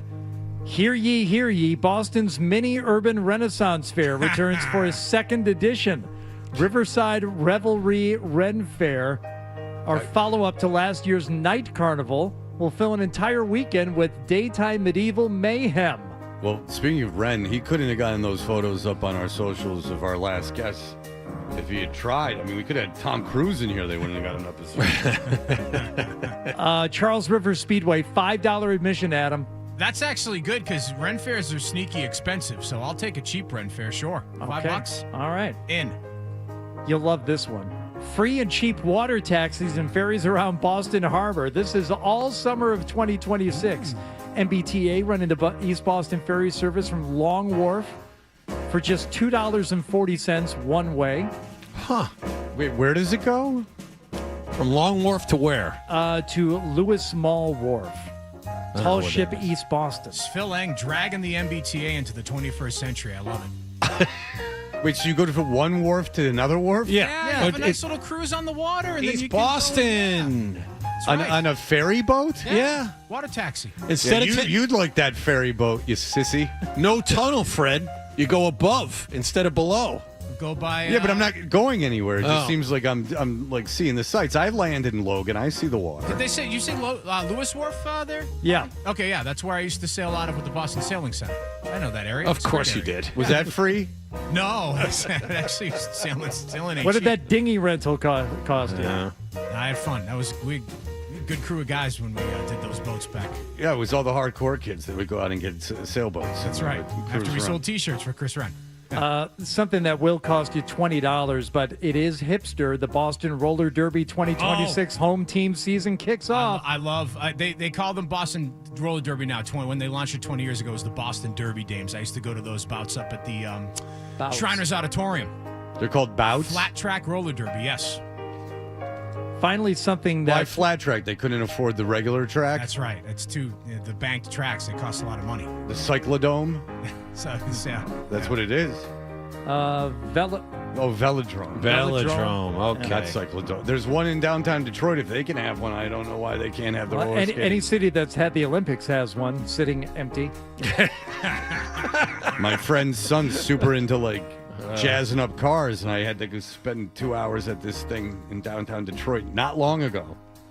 Finally, something happening in Somerville. It is an $11 admission, but it is a one-person participatory performance about transforming a fear that has been holding you back. The show is called What Are You Afraid Of? Adam 12, what are you afraid of? Bill collectors? Yes. Yeah. I was afraid. Well, I was afraid before I filed my taxes. Now I got a return, so now I'm not afraid anymore. I don't know, so that's good. Yeah. He's afraid of empty trash bins. That's right. Afraid of closed church basements on a Wednesday night. You don't go to the 6 church o'clock. basements. Don't you try to steal people's thunder. That's where they have. No, I'm not talking about sobriety. I'm talking about free dinners. It's a secret. It's anonymous, you idiot. Oh boy. You're going to hear from it. You're going to hear from Enjoy the central your office. All right, I got to go get a tooth removed. And I should not remove, put in. Yeah, I'm going to get knocked out. So would you. Zoe's in a mood. Wow. Zoe's in a bad Came in mood. hot. Get on the mic. Why are you mad at me? Get on the mic if you got something to say. Baseball game, and then you're gonna go somewhere else. Yeah, you listen to the show. What you saying it was boring? Yeah. Yes, you are. You're saying in a monotone that it was boring. All right. Zoe's a P1. It's a win. Don't So worry I about it. have done nothing but celebrate your show this last 2 days. Thank you. I thought it was Frank very Raven interesting. called. He said it's quite entertaining. The give and take between you and Bertrand is something to behold. Good jazz. One's all in, one's all out. Yeah, it's a wonderful dynamic between the two of you. And I understand your position completely, but no, I do. But it's odd that you would be insulting me so much after I've been praising you. I didn't insult you. I'm I was kidding. marking your day. What's next? I'm just kidding. All right. You laid your day out for me. Yeah, well, it's it's a Friday. All right, everyone have a great weekend. That'll do it for us. Bye. Have a weekend. Toucher and Hardy will be